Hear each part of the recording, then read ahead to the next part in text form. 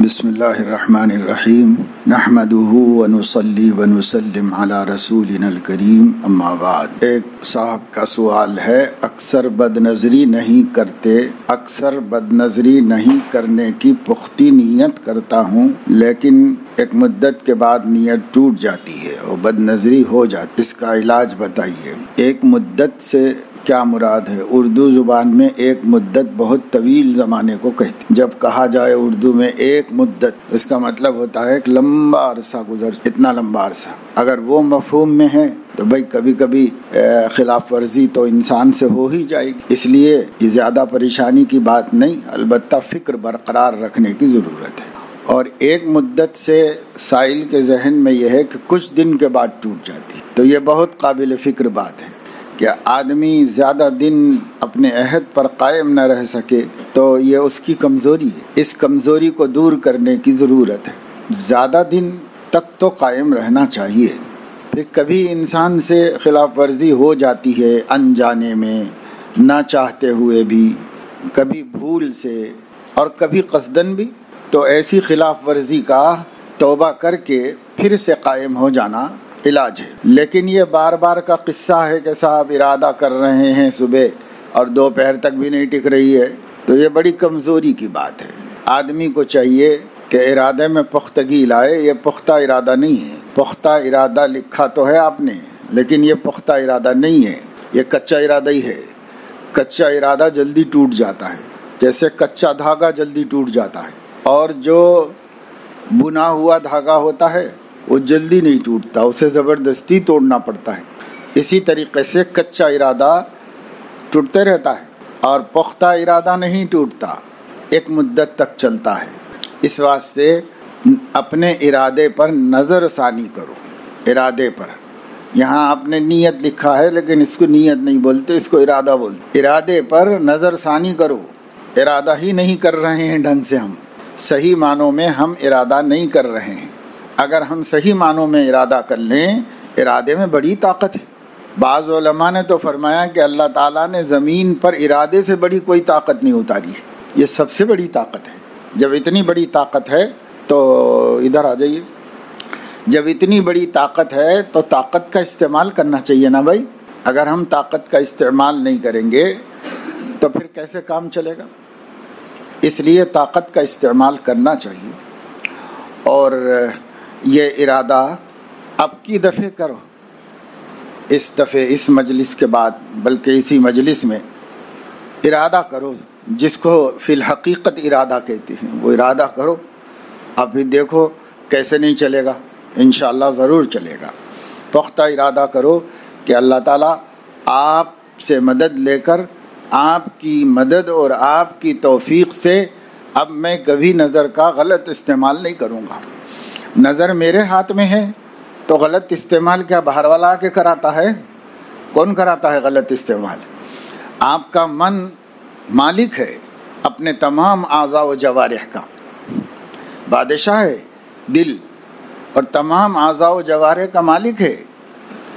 آپ نہ دیکھنا چاہیں تو دنیا کی طاقت نہیں دکھا نہیں سکتی آپ کو، اور آپ دیکھنا چاہیں تو کوئی روک نہیں سکتی، کیونکہ اندر بیٹھا ہوا ہے اصل، وہ اندر سے ارادہ کر رہا ہے کہ نہیں صاحب آنکھ بند کرنا ہے تو بند ہی رہے گی، اور اگر وہ طے کر لے کہ کھولنا ہے تو کھلے گی۔ اس کے کھولنے کو کوئی بند نہیں کر سکتا، اس کے بند کرنے کو کوئی کھول نہیں سکتا۔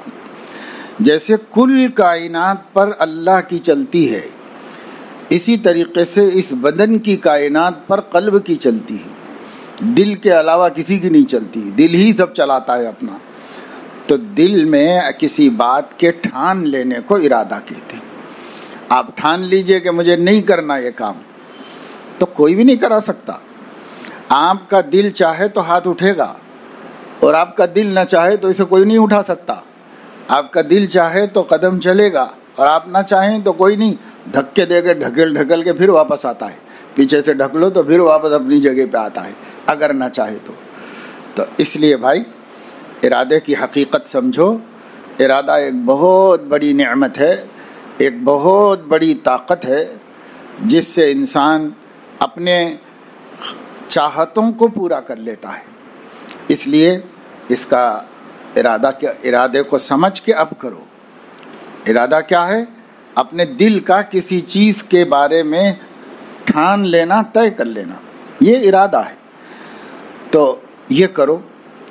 اور اب تک جس کو آپ ارادہ سمجھ رہے ہو وہ خیال ہے، دل میں کسی اچھی بات کا آ جانا، یہ آ جانا خیال ہے، اور قصداً ایک کام کرنے کو طے کر لینا یہ ارادہ ہے۔ تو عموماً غلط فہمی سالکین سے یہ ہوتی ہے کہ وہ اچھے خیالات کو ارادہ سمجھتے ہیں اور پھر ناکامی پر افسوس کرتے رہتے ہیں۔ تو اچھے خیالات کو ارادہ سمجھنا خود غلطی ہے، وہ ارادہ نہیں ہے، وہ خیال ہے۔ اور خیال، اچھے خیال کا دل میں آنا، یہ اللہ تعالی کی طرف سے ایک نعمت ہے، کیونکہ خیال آ گئے تو ارادہ کرے گا۔ تو اس لیے خیال کا آ جانا وہ ہمارے ہاتھ میں نہیں، خیال کا آ جانا اللہ تعالیٰ کی طرف سے۔ اور حدیث شریف سے معلوم ہوتا ہے کہ اچھے خیالات جو بندے کے دل میں آتے ہیں وہ من اللہ ہے، اللہ کی طرف سے آتے ہیں اچھے خیالات۔ تو اللہ تعالیٰ نے ایک روشنی دے دی، لیکن اللہ کرائے گا نہیں کام، کیونکہ اس نے اس دنیا میں ہمیں امتحان کے لیے بھیجا ہے۔ اس لیے خیال تو دے گا اچھا کام زبردستی اللہ نہیں کرائے گا ہم سے۔ تو خیال کا آ جانا اللہ تعالیٰ کی طرف سے الہام ہے، اچھے خیال کا آ جانا اللہ تعالیٰ کی طرف سے الہام ہے۔ اس الہام کی قدر کرتے ہوئے اچھا ارادہ کر لینا وہ ہمارے اختیار میں ہے۔ جب آپ ارادہ کر لیں گے انشاءاللہ نامراد کبھی نہیں ہوں گے، ضرور کامیاب ہوں گے۔ عبادات کے بعد بارے خیالات، عبادات کے بعد بہت برے خیالات آتے ہیں، تو اس کی وجہ سے عبادات میں کوتاہی پیدا ہوتی ہے اور سستی بھی۔ تو عبادات کے اندر برے خیالات آ جائیں یا عبادات کے بعد آ جائیں تو حرج کیا ہے اس کے اندر؟ خیال بندے کا عمل نہیں ہے، یا من اللہ ہوتا ہے یا من الشیطان ہوتا ہے، کیونکہ اللہ نے شیطان کو بھی وسوسہ ڈالنے کا اختیار دیا ہے، اس لیے وہ بھی ہمارے دل میں خیالات ڈالتا ہے۔ تو خیالات یا من اللہ ہوں گے یا من الشیطان ہوں گے۔ اللہ کی طرف سے ہونے کی علامت یہ ہے کہ وہ اچھا خیال ہوتا ہے، برا تو اللہ ڈالتے نہیں کسی کے دل میں خیال۔ برا خیال نفس و شیطان کی طرف سے دل میں آتے ہیں، تو ان کو اللہ تعالیٰ نے اسی کام کے لیے پیدا کیا ہے، وہ اپنا کام کر رہے ہیں، کرنے دو۔ عبادت گزار کو اس سے کیا مطلب کہ خیالات کیسے آئے، اس سے کوئی مطلب ہی مت رکھو۔ پوری نماز میں برے اور گندے خیالات ہی آ رہے تھے ہوں گے تو آنے دو، کیا حرج ہے؟ نماز پڑھو، ہمارا کام نماز پڑھنا ہے، ہم نے نماز پڑھ لی بس، خیالات کو دھیان مت دو۔ برے خیالات آئیں کوئی بات نہیں، خیال کو خیال کے حد تک چھوڑ دو تو پھر کوئی بری بات نہیں۔ خیال کو اپنے ارادے سے اختیار کرو گے تو وہ آپ کا عمل بن جائے گا، عمل قلب بن جائے گا، اور اعمال القلوب پر مواخذہ ہے، اس لیے عمل نہ بننے دو، اس کو خیال ہی رہنے دو، خیال رہنے دو، اس پہ مواخذہ نہیں ہے، اس پہ پکڑ نہیں ہے کچھ بھی اللہ تعالیٰ کی۔ اس لیے خیالات سے گھبرانا نہیں چاہیے۔ کبھی کبھی ایسا ہوتا ہے کہ بھائی آج کل ماحول بہت خراب ہے، ایک آدمی گھر سے نکل کر صرف نماز پڑھنے کی نیت سے وہ جلدی مسجد جا رہا ہے، رستے میں اسے کوئی شکل نظر آ گئی، کوئی تصویر نظر آ گئی، کوئی ہورڈنگ پر برہنہ چیز دکھائی دے دی تو وہ نقش ہو جاتی ہے آنکھ میں، اور آنکھ جو دیکھتی ہے وہ دل میں بھیج دیتی ہے فوراً، تو اس لیے وہ دل میں چلی گئی۔ اب آ کر کے ہم نے نماز نیت باندھ کے کھڑے ہوئے ہیں، تھوڑی دیر میں پھر وہ خیالات، راستے کے مناظر وغیرہ آنے لگے۔ تو ماحول آج کل ایسا ہے، پہلے ایسا ماحول نہیں تھا، حکومتیں خود گندی چیزوں کو، تصویروں کو، اس کو پرمیشن نہیں دیتی تھی کہ جگہ جگہ لگائے جا سکے، اس کی اجازت نہیں دیتی تھی۔ فلموں کے اشتہارات کے لیے بھی مخصوص جگہ مختص تھی، ہر جگہ نہیں لگا سکتے، جہاں کچرا پھینکا جاتا، جہاں کوڑا ڈالا جاتا وہاں لگائے جاتے تھے، ہر جگہ نہیں ہوتے تھے۔ تو پہلے حکومتوں کو حیا کی اہمیت تھی، وہ حیا کے مطابق احکامات دیتے تھے۔ آج کل حکومتیں خود بے حیائی کو فروغ دینے پر تلی ہوئی ہے، لہذا بے حیائی عام ہو گئی ہے، بے پردگی عام ہو گئی ہے۔ ایک بیچارہ نہ چاہ کے بھی رستے میں سب ایسے ہی مناظر اس کو دکھتے ہیں، گھر میں جاؤ تو بے پردگی۔ اس طریقے سے دل کا وساوس سے محفوظ ہونا اور گندے خیالات سے محفوظ ہونا اس دور کے ماحول میں ناممکن تو نہیں، مشکل ہے۔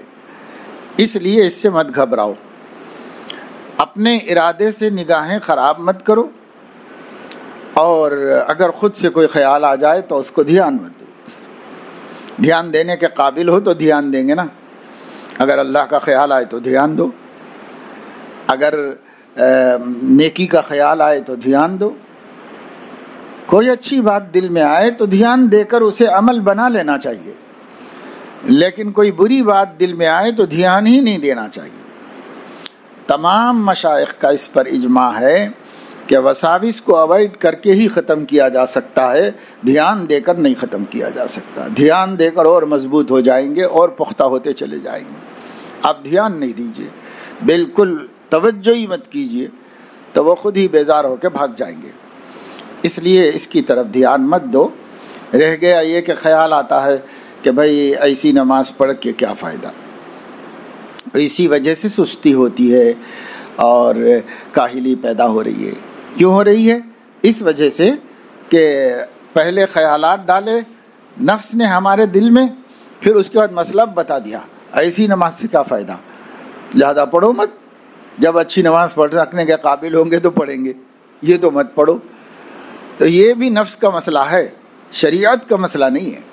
شریعت کا مسئلہ یہ ہے کہ جیسی بھی ہو ارکان نماز تو ادا کرو، اندر کی کیفیت بڑھیا ہو جائے بہت اچھا ہے، نہیں ہوئی تو بھی کوئی حرج نہیں، نماز تو پڑھو، فریضہ تو ادا کرو، اللہ تعالیٰ آدھا تو خوش ہو جائے گا فریضہ ادا کرنے سے۔ اور انشاءاللہ حضرت حکیم الامت رحمۃ اللہ علیہ کی تعلیمات کی روشنی میں یہ بات وثوق کے ساتھ کہی جا سکتی ہے کہ وساوس اور خیالات اور پریشانیوں اور الجھنوں میں پڑی گئی نماز پر زیادہ اجر ملے گا، نہیں زیادہ اجر ملے گا۔ کیوں؟ اس واسطے کہ ناگواری کے ساتھ مقابلہ کرتے ہوئے اللہ کا فریضہ ادا کیا، اور ایک آدمی جو ہے وہ آرام سے اللہ کا فریضہ ادا کیا تو اس کو جو اجر ملے گا اس کو زیادہ ملے گا۔ اور اس کی دلیل حدیث شریف میں موجود ہے۔ حضرت علیہ الصلاۃ والسلام نے فرمایا الماہر بالقرآن مع البررۃ السفرۃ الکرام والذی یقرأ القرآن ویتتعتع فیہ لہ اجران۔ یہ حضور نے فرمایا جو ماہر قرآن ہے وہ فرشتوں اور نیکوکاروں کے ساتھ ہوگا، اور جو شخص قرآن پڑھتا ہے اور پڑھنے میں اٹک اٹک کے پڑھتا ہے، آسانی سے پڑھ نہیں پاتا، بڑی مشکل سے پڑھتا ہے، مگر پڑھتا ہے تو لہو اجران، اس کو ڈبل اجر ملے گا، ایک اجر تلاوت قرآن کا اور ایک اجر مشقت کو برداشت کرنے کا، کیونکہ کان اللہ شاکرا علیما، اللہ اپنے بندوں کے بڑے قدرداں ہیں، ان کے ہر عمل کی قدر کرتے ہیں اللہ تعالیٰ۔ اس لیے سائل گھبرائے نہیں، اور ایسے حالات جس کو بھی پیش آئے وہ بس اس کی کوشش کریں کہ جو احکام ہمیں اللہ نے دیے ہیں اسے پورا کرنا ہے، بس جیسے پورے ہو جائیں کر دو۔ ایک دن آئے گا جی بھی لگے گا اور وساوس و خطرات بھی دور ہو جائیں گے، اسی نماز کی برکت سے ہو جائیں گے۔ ان الصلاۃ تنہی عن الفحشاء والمنکر، اور یہ وسوسے بھی منکر ہیں، اسی نماز کی برکت سے ختم ہو جائیں گے۔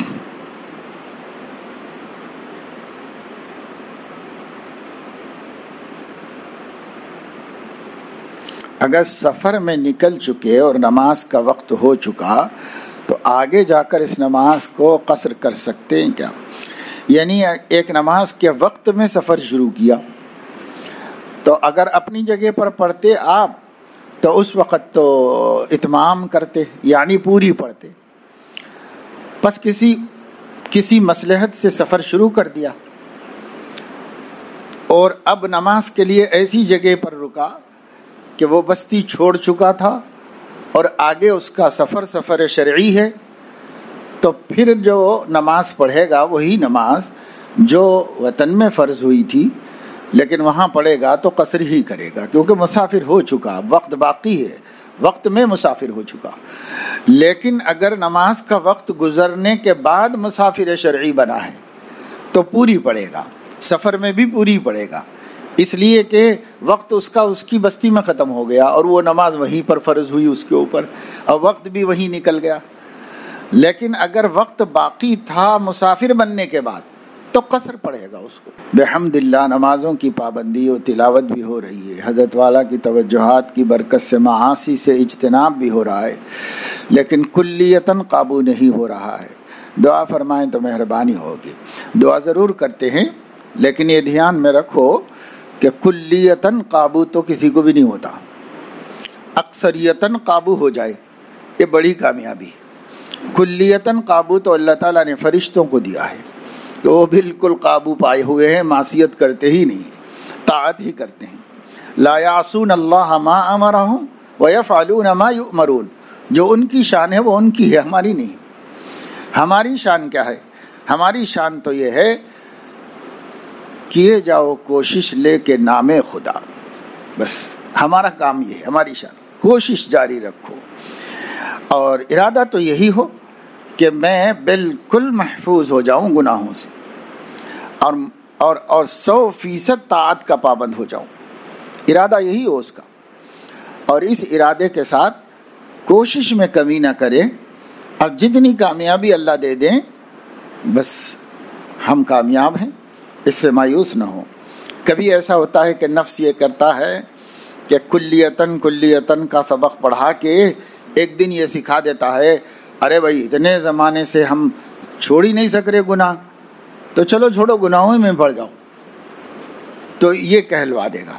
اس لیے پہلے اس کو صحیح کر لو کہ جو بشر ہے وہ کلیتاً ملک نہیں ہو سکتا اور کلیتاً حیوان بھی نہیں ہو سکتا، اس لیے اس کو چاہیے کہ حیوانیت مغلوب کر کے ملکوتیت غالب کر لے۔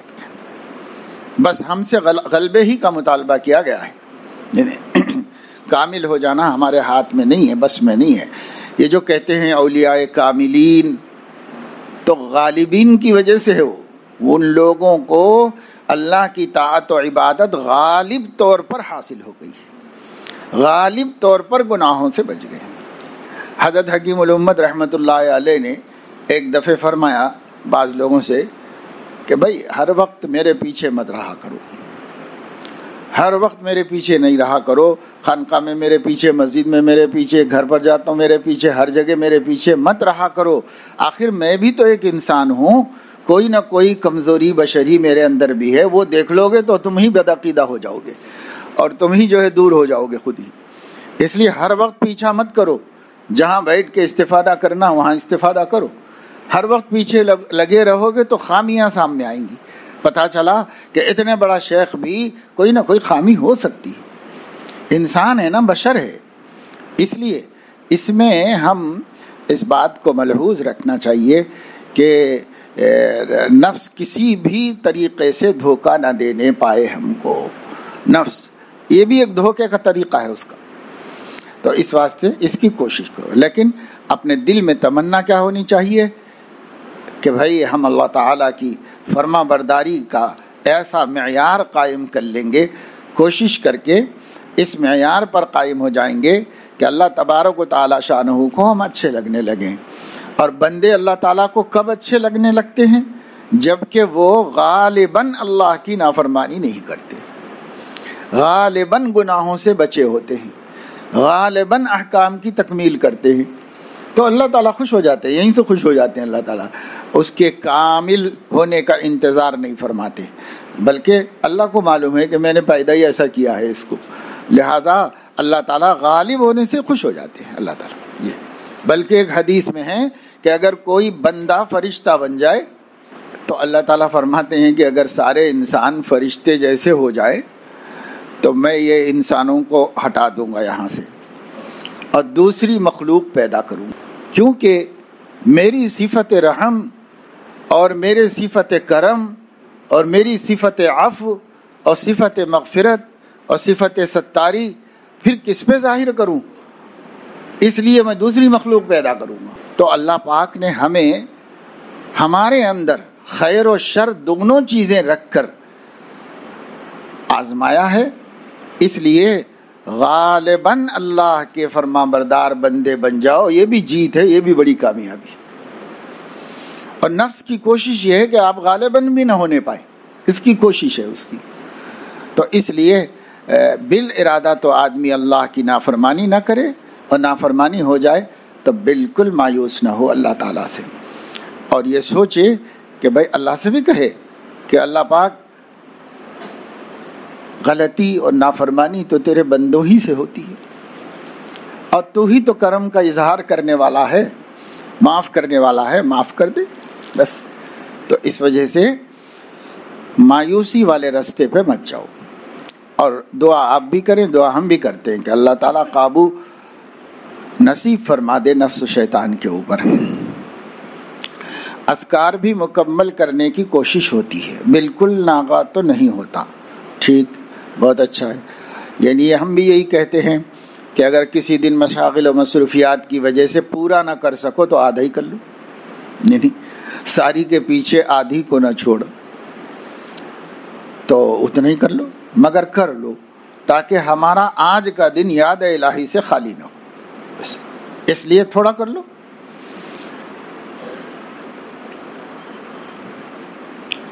تہجد میں کاہلی ہو رہی ہے، کوئی حرج کی بات نہیں ہے، بڑی عظمت کی چیز.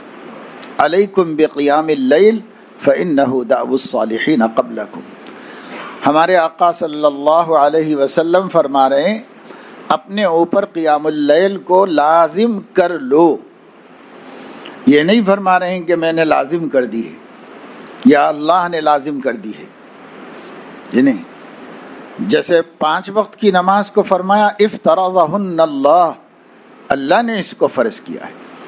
کتب علیکم الصیام، تمہارے اوپر روزہ فرض کیا گیا ہے. کتبہ کے معنی بھی فریضہ ہے، فرض کیا گیا ہے.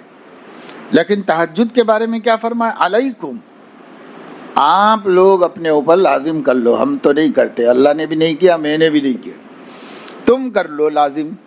کیوں؟ کام کی چیز ہے، کام کی چیز کی تو ترغیب دی جاتی ہے. دأب الصالحین قبلکم، یہ تم سے پہلے کی امتوں کے بھی صلحاء کا معمول رہا ہے. اس لیے صالحین بننا چاہتے ہو تو ایک چیز ہے اپنے اوپر لازم کر لو، صالحین سے مشابہت ہوگی. یہ صالحین کا دأب ہے، یعنی ان کا طریقہ ہے، اس لیے آپ لوگ بھی کر لو، مگر کر لو. اگر حضور علیہ السلام کر دیتے تو بھائی پھر ہم تہجد چھوڑ دیتے تو پھر ہمارا دین برباد ہو جاتا، ہماری آخرت برباد ہو جاتی. اس لیے حضور علیہ السلام نے خود تو بہت پابندی کی، اگر ایک مرتبہ چھوٹ گئی تھی تو دن میں ادا کر لی، یعنی گویا قضا بھی کر لی. اور اسی وجہ سے بعض فقہا کو خیال ہوا کہ آپ کے اوپر فرض تھی، چھٹی نماز فرض تھی آپ کے اوپر.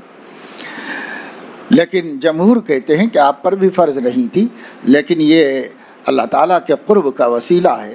خاص وقت ہے جب اللہ تعالیٰ بندوں کی طرف التفات فرماتے ہیں. ینزل ربنا تبارک و تعالی الی سماء الدنیا حین یبقى ثلث اللیل. ہمارے رب تبارک و تعالی جب پاؤ رات باقی رہتی ہے تو آسمان دنیا پہ نزول فرماتے ہیں. تو دیکھو سورج اتنی دور ہے تو کتنی گرمی دے رہا ہے، اور اس کی وجہ سے کیا حالت ہو جاتی ہے دوپہر کے وقت میں اور گرما کے دنوں میں. کمروں کے اندر رات کی ٹھنڈک میں بھی نہیں سو پاتے، اتنی گرمی ہو جاتی ہے. سورج کہاں ہے؟ پتہ نہیں، کروڑوں میل دور ہے ہم سے. اور اگر یہ سورج آ جائے بالکل ہمارے سر کے اوپر، اب اتنے کہتے ہیں 950 کروڑ میل، تو اگر ہمارے 100 کروڑ میں بھی آ جائے تو کیا حالت ہوگی گرمی کی، شدت کی، انسانی آبادی کا وجود ختم ہو جائے گا، نہیں، تو اتنا بڑا فرق ہوتا ہے۔ اسی طریقے سے اگر اللہ رب العزت 7ویں آسمان پہ ہے اور اسی آسمان پر آ جائیں جو ہمارے سروں پر ہے، سماء الدنیا پر، تو اللہ تعالیٰ کا کتنا قرب ہوگا۔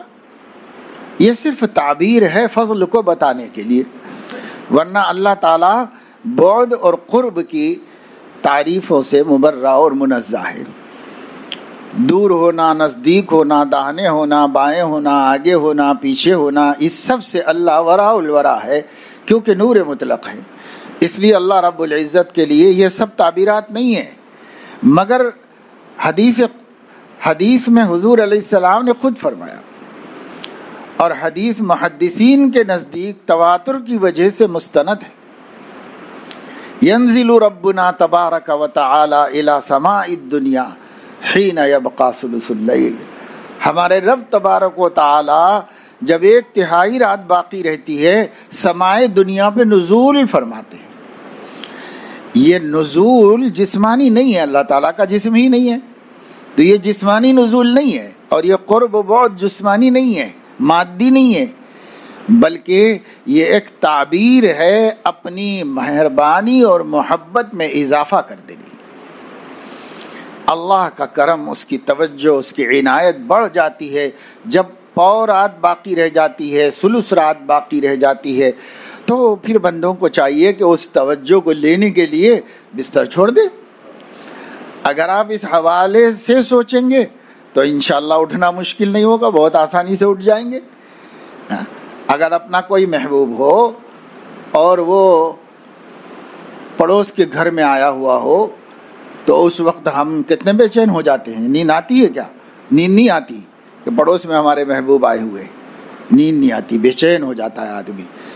تو اللہ رب العزت تو سب سے بڑا محبوب ہے، اس لیے اللہ تعالیٰ کے نزول الی سماء الدنیا، ہمارے سر پر جو آسمان ہے یہاں تک قریب تشریف لے آنا، اس کی جو بھی حقیقت ہو، تعبیر یہ ہے، نزول فرماتے ہیں، یہ تعبیر ہے، لیکن حقیقت کیا ہے؟ تو اللہ تعالیٰ اور اس کی ذات و صفات کے بارے میں حقیقتوں کا ارادہ کرنا بھی جہل ہے، اس لیے اس کے جاننے کا ارادہ بھی نہیں کرنا چاہیے۔ البتہ اس کا مطلب کیا ہے اس کو سمجھو، مطلب یہ ہے کہ ایک خاص اللہ تعالیٰ کی عنایت اور توجہ متوجہ ہوتی ہے بندوں کی جانب۔ اب ایسے وقت میں سونے کا کیا فائدہ؟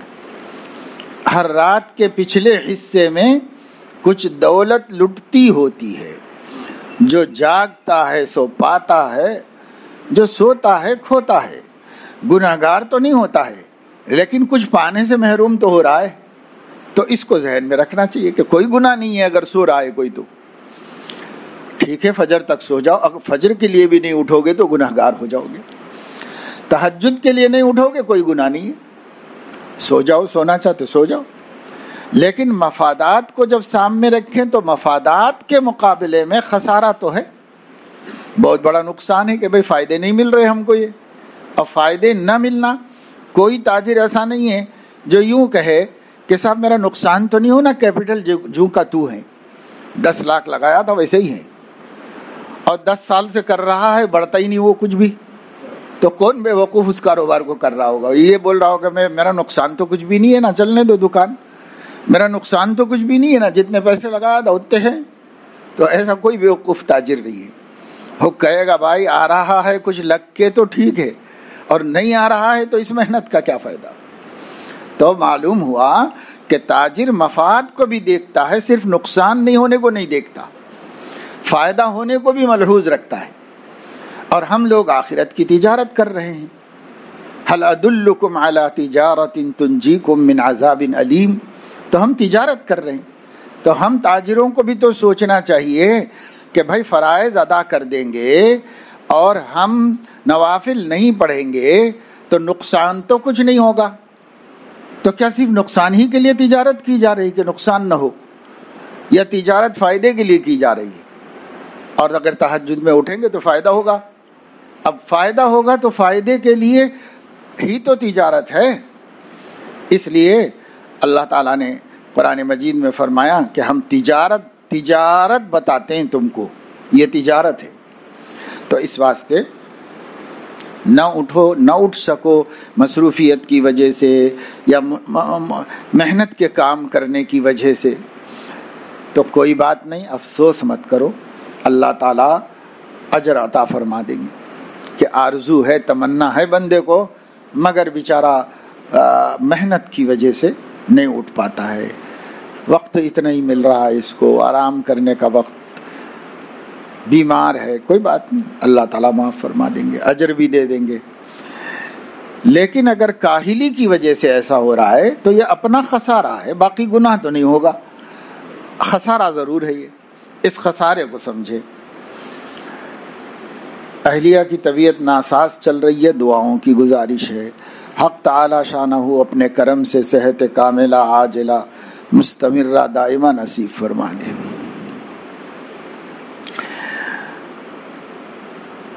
بسم اللہ الرحمن الرحیم. میں ایک کالج سے وابستہ طالب علم ہوں، ایک عرصے سے تبلیغی جماعت سے وابستہ ہوں. جب سے تبلیغی جماعت 2 گروہوں میں منقسم ہو گئی ہے، میں نے یہ طے کیا ہے کہ وابستہ تو اسی نظام سے رہوں گا جو مرکز نظام الدین سے چلتا ہے، البتہ تعلق جانبین کے علماء کرام سے رکھوں گا. اس پر ہمارے بعض ذمہ داران یہ کہتے ہیں کہ صرف نظام الدین کے علماء سے تعلق رکھنا چاہیے. براہ کرم رہنمائی فرمائیں. تعلق تو صرف دونوں جماعتوں کے علماء سے نہیں بلکہ تمام علماء اسلام سے رکھنا چاہیے، جو اپنے مسلک کے ہیں، جو اہل حق ہیں، سب سے تعلق رکھنا چاہیے. سب کی عظمت، سب کا احترام، موقع ملے تو ان کی مجالس سے استفادہ. اور اصلاح و تربیت، اس کے لیے کسی ایک کو متعین کر لینا چاہیے، اسی ایک ہی سے اصلاح و تربیت کرنا چاہیے. اور رہ گیا دین کا کام کرنا، تو دین کے کام میں آپ کو ادھر اطمینان ہو یا ادھر اطمینان ہو، جدھر اطمینان ہو ادھر سے کرو. وہ صرف نظام ہے، وہ صرف نظام ہے. اور نام بھی وہی ہے، بستی کا نام بھی وہی ہے، نظام الدین. نظام الدین کا مطلب دین کا انتظام. تو وہ ایک نظام ہے. نظام میں آپ جس نظام کی طرف رجحان ہو اس کے مطابق چلو نظام میں، لیکن دین میں علماء کا اتباع کرو. دین میں نظام کا اتباع نہیں ہوتا، دین میں علماء کا اتباع ہوتا ہے. اور علماء کیا کہتے ہیں؟ تمام اہل حق علماء اہل حق ہیں، قابل قدر ہیں، قابل عزت و محبت ہیں، قابل استفادہ ہیں. اہل حق سے استفادہ کرو، اہل باطل سے دور رہو، اہل حق سے استفادہ کرو. اور کام کر رہے ہیں دین کی محنت، تو اپنے دین کی فکروں کے ساتھ اور اپنی اصلاح کی فکروں کے ساتھ امت کو دین کی طرف بلانا، نماز کی دعوت دینا، اچھے کاموں کی طرف دعوت دینا، یہ اچھا کام ہے. کسی بھی نظام کے مطابق کرو، اللہ کے ہاں کوئی مواخذہ نہیں ہے، کوئی پوچھ نہیں ہے. نظام کوئی سا بھی ہو، نظام نازل نہیں ہوئے ہیں اللہ کی طرف سے. نظام ہم اپنی مصلحتوں سے علماء بتاتے ہیں، ایسا کر لو اس میں زیادہ فائدہ ہے، ایسا کرو اس میں زیادہ فائدہ ہے. یہ تجربے ہیں، یہ تجربے ہیں، یہ دین نہیں. دین کیا ہے؟ دین یہ ہے کہ خود اللہ کے احکام پہ چلنا اور اللہ کے دوسرے بندوں سے ممکن حد تک ان کو بھی چلانے کی کوشش کرنا. یہ ہے دین جس کے ہم مامور ہیں اللہ کی طرف سے. باقی ہم کسی خاص نظام، کسی خاص جماعت کے اللہ کی طرف سے، شریعت کی طرف سے مامور نہیں ہیں. بس اپنے کو جہاں اچھا لگتا ہے کہ کام کرنے میں سہولت دکھ رہی ہے اس نظام کو اختیار کرو. اس نظام کی کوئی تعیین نہیں کی جا سکتی. جس کو جس نظام میں جی لگے اور سہولت محسوس ہو اس نظام سے کام دین کا کرنا ہے. اور اتباع کس کی کرنی ہے؟ اتباع نظام کی بھی نہیں کرنی ہے، اتباع امیر کی بھی نہیں کرنی ہے، بلکہ اتباع کرنی ہے عالم کی. عالم کی اتباع کرنی ہے. تو اتباع عالم کی کرو اور نظام جو کسی کام کے بنانے والوں نے بنا دیا ہے اس کی پابندی کرو، اس کے مطابق چلو، اس میں کیا حرج ہے؟ اس میں کوئی حرج نہیں۔ نظام تجربہ ہوتا ہے کہ اس سے زیادہ فائدہ ہوگا، یہ ایک تجربہ ہے، یہ کوئی قرآن ہے نہ حدیث ہے، یہ ایک تجربہ ہے۔ اس لیے اگر کسی وجہ سے یہ نظام نہیں سمجھ میں آیا، یہ نظام کرو، یہ نظام نہیں، یہ نظام میں، تو کوئی حرج نہیں، کوئی گناہ کی بات نہیں۔ لیکن علماء کی نافرمانی نہیں ہونی چاہیے، علماء کا اتباع ہونا چاہیے، تو اتباع ان کا کیا جاتا ہے۔ حضور علیہ الصلاۃ والسلام نے اس کی طرف بہت سی حدیثوں میں توجہ دلائی ہے اور دعاؤں میں بھی توجہ دلائی ہے۔ تو اللہ تعالیٰ مجھے ایسا دور مت دکھائیے جس دور میں علماء کی اتباع نہیں کی جاتی اور نیک بندوں سے حیا نہیں کی جاتی۔ لا یتبع العلیم ولا یستحیا فیہ من الحلیم، ایسے لوگ، ایسے زمانے سے حضور نے پناہ مانگی ہے۔ پتہ چلا کہ یہ بہت غلط کام ہے، اس لیے ہم کو اس سے محفوظ رکھ لینا چاہیے اپنے آپ کو کہ اتباع تو کرو علماء کی، کیونکہ جن کے پاس علم ہے وہ سیدھا رستہ ہم کو دکھا سکتے ہیں۔ اب یہ ہے کہ ہمارے علماء، یا جیسے سائل نے پوچھا کہ دونوں طرف کے علماء بھی کافی نہیں ہیں، دونوں طرف کے علماء بھی سے بھی محبت رکھو اور تمام اہل حق علماء سے محبت رکھو، ان پر اعتماد کرو۔ ایسا نہیں ہے کہ جو میرے کام میں لگا ہوا ہے وہ تو ٹھیک ہے اور جو میرے کام لگا ہوا نہیں ہے وہ قابل اتباع نہیں ہے، تو یہ بہت بڑی گمراہی کی بات ہوگی، اس لیے ایسی گمراہی میں مبتلا مت ہو۔ الحمدللہ یوٹیوب 6 ماہ سے میرے فون سے غائب کروا دیا ہوں، بہت اچھا، ماشاءاللہ، الحمدللہ بہت سے گناہوں سے بچ گیا ہوں، آپ کی برکت ہے، جزاک اللہ خیر۔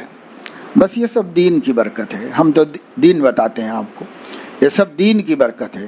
جو مانے گا دین وہ کامیاب ہو جائے گا، اس دنیا میں بھی سکھ پائے گا، آخرت میں بھی انشاءاللہ تعالی۔ حضرت ایک بچہ میرا فجر میں اٹھنے میں بہت ستاتا ہے، جب تک میں غصے میں نہ ہوں نہیں اٹھتا، اور میں غصے کا مریض ہوں، کیا کروں؟ تو ابھی تو بچہ ہے اور آپ بڑے ہیں، تو پہلے اپنا مرض دور کر لیجئے، جب اپنا مرض دور ہو جائے گا پھر اس کا مرض بھی انشاءاللہ تعالیٰ دور ہو جائے گا، یا ساتھ ساتھ کرو، اس کی بھی فکر کرو، اس کی بھی فکر کرو کہ وہ بھی نمازی بن جائے، اور اگر غصے سے بھی اٹھ جاتا ہے تو کیا حرج ہے، مگر غصہ نامعقول نہیں ہونا چاہیے، حدود کے اندر ہونا چاہیے، سخت کلامی نہ ہو، بد زبانی نہ ہو اور پٹائی نہ ہو۔ اب غصہ، جب تک غصہ نہ کروں آپ کہہ رہے ہیں، تو اب غصے میں کیا کیا کرتے ہیں اللہ عالم۔ اگر صرف ڈانٹنے کے کو غصہ کہہ رہے ہیں تو کوئی حرج نہیں، ڈانٹا جا سکتا ہے۔ حضور علیہ السلام نے فرمایا 10 برس کا ہو جائے تو تھوڑی شدت کرو، ڈانٹا جا سکتا ہے، مارا بھی جا سکتا ہے، لیکن وہ مارے جس کو مارنا آتا ہو، جس کو مارنا نہ آتا ہو تو وہ مارے گا تو خود ہی پکڑ میں آ جائے گا، اس لیے مارنا آتا ہو تو مارے۔ وَضْرِبُوهُمْ وَهُمْ أَبْنَاءُ 20، پٹائی کرو جب 10 برس کے ہو جائیں، لیکن پٹائی کرو ضرب یضربو تو ضرب یضربو ہو جائے، یہ ٹھیک نہیں۔ یعنی ایک ضرب یضربو عربی کا ہے، اس کے معنی ہے مارنا، اور ایک اردو کا ضرب یضربو ہے۔ اردو کا ضرب یضربو کا مطلب ہے اندھا دھن مارنا، یعنی جیسا سمجھ میں آئے ویسا مارنا، اس کو اردو میں ضرب یضربو کہتے ہیں۔ تو یہ نہ ہو، وہ عربی والا ہی ہو۔ عربی میں کیا ہے، جس کو مارنا آتا ہے وہ مار سکتا ہے اپنے ماتحتوں کو، چھوٹوں کو، اور جس کو مارنا نہیں آتا بھائی وہ اپنا ہاتھ روک کے رکھ لے، اسی میں عافیت ہے۔ کیونکہ حضرت علیہ السلام نے دیکھا کہ ایک صاحب اپنے غلام کی پٹائی کر رہے تھے، تو دور سے آواز دی، جی آپ کا بھی کوئی آقا ہے؟ یہ نہ سمجھو کہ میں ہی آقا ہوں اپنے چھوٹوں کا، آپ کا بھی کوئی آقا ہے، یہ ملحوظ رکھ کے کرو۔ چنانچہ انہوں نے پلٹ کے دیکھا تو حضور علیہ الصلوۃ والسلام نے کہا یا رسول اللہ کیا کروں، یہ ستاتا بہت ہے مجھے۔ تو فرمایا ٹھیک ہے بھائی، تمہارے ستانے کو اور تمہاری سزا کو، اس کے ستانے کو تمہاری سزا کو ترازو میں رکھا جائے گا، برابر سرابر ہے تو ٹھیک ہے، نہیں تو بدلہ دلوایا جائے گا۔ تو انہوں نے کہا کہ آپ گواہ رہیے، میں نے اس کو آزاد کر دیا، اس کو رکھوں کیوں اور اپنا حساب کیوں بڑھا لوں اللہ کے پاس، چھوڑ دو اس کو، آزادی کر دو، قصہ ختم کرو۔ وہ لوگ اپنی آخرت بچانا چاہتے تھے، اس وجہ سے ان لوگوں کو اتنا بڑا خریدا ہوا غلام آزاد کر دینا کوئی مشکل کام نہیں تھا۔ وہ تو حضرت عمر کو تو پورا باغ خیرات کر دینا مشکل نہیں ہوا۔ نہیں، یہ اس پہ ڈیپینڈ کرتا ہے کہ ہمارے نظر میں اس کی قیمت کیا ہے، اس کی قیمت کیا ہے، اس کی قیمت کیا ہے۔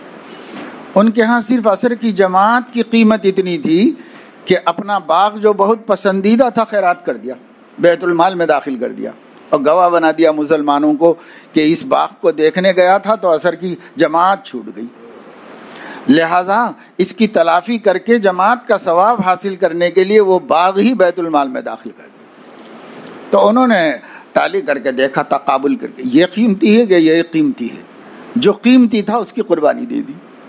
یعنی اب یہ صحابی کے ہاں بھی یہ اہم تھا کہ اللہ کے ہاں حساب دو اور پھر صحیح نکلے اور برابر سرابر ہی نکلے، یہ مشکل ہے، یہ غلام ہی کو چھوڑ دینا مشکل ہے، تو ان کو وہ مشکل دکھا، یہ چھوڑ دیا آسانی سے۔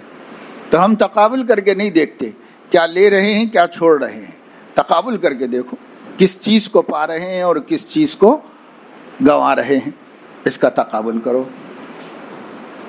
سونے والے کو جگا دو، نیچے مت دیکھو ٹانڈور والا، اوپر دیکھو۔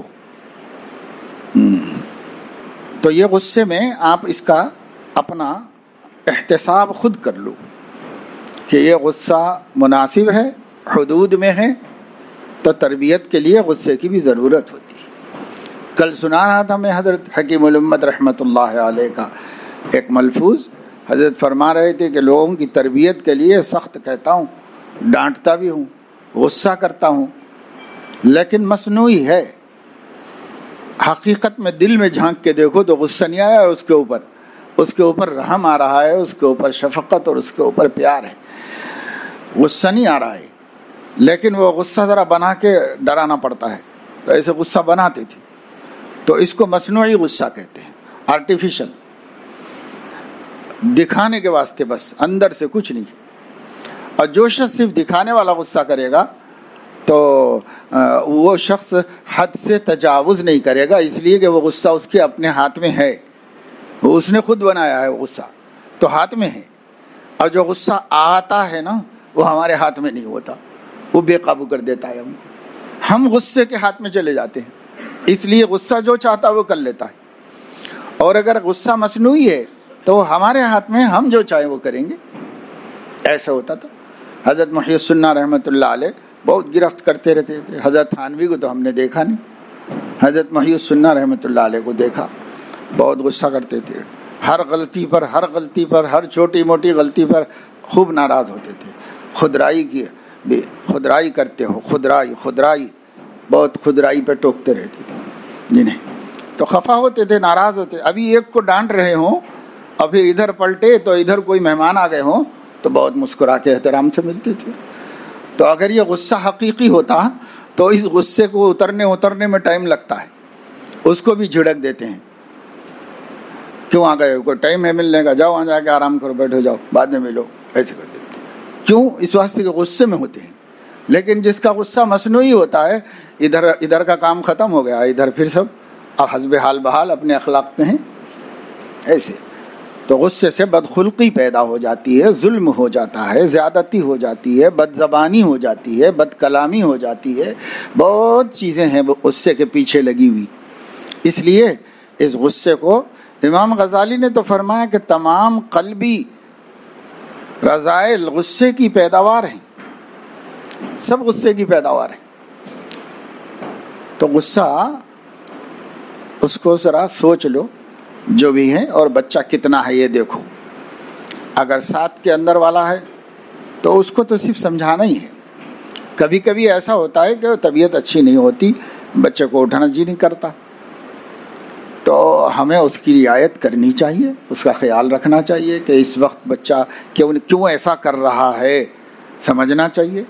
ماں سمجھتی ہے کہ پیٹ میں درد ہو رہا ہے، کہ اس کے کیا ہو رہا ہے، بچے کو سب سمجھتی، تو جیسے جسمانی اعتبار سے تو باپ کو بھی سمجھنا چاہیے کہ بھئی یہ بچہ اس وقت تکلیف میں تو نہیں ہے کوئی، یا نیند کا غلبہ ہے، ابھی اللہ کی طرف سے چھوٹ ہے، رعایت ہے، تو رعایت کی جا سکتی ہے، اس کی کرنا چاہیے۔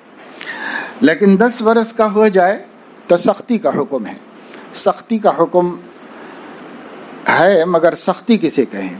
حدیث کی تشریح کرنے میں شارحین حدیث نے کہا اے وضربوہم بالسواک، یعنی مسواک سے مارو اس کو، مارو جو کہا کہیں غلط سمجھ لے گا باپ، اس لیے انہوں نے صراحت کر دی مارو مگر مسواک سے مارو۔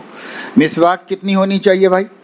تو مسنون مسواک 1 بالش کی ہے زیادہ سے زیادہ، 1 بالش میں سے پکڑنے میں 1 مٹھی چلی گئی، تو اب ایک کتنی بچی؟ آدھی بچی، آدھی سے مارو گے تو کیا لگے گا مار اس کو، لیکن اتنا ضرور ہوگا کہ ابا غصے میں آ گئے، اتنا سمجھ میں آ جائے گا اس کو کہ ابا غصے میں آ گئے ہیں، تو اس لیے کہیں پٹائی نہ کر دیں تو ڈر جائے گا۔ اور اس لیے فرمایا کہ اپنے گھروں کے اندر کوڑا لٹکا کے رکھو، یعنی علقوا الصوت فی البیوت، اپنے گھر میں کوڑا لٹکا کے رکھو، علقوا فرمایا، یعنی بس کیوں؟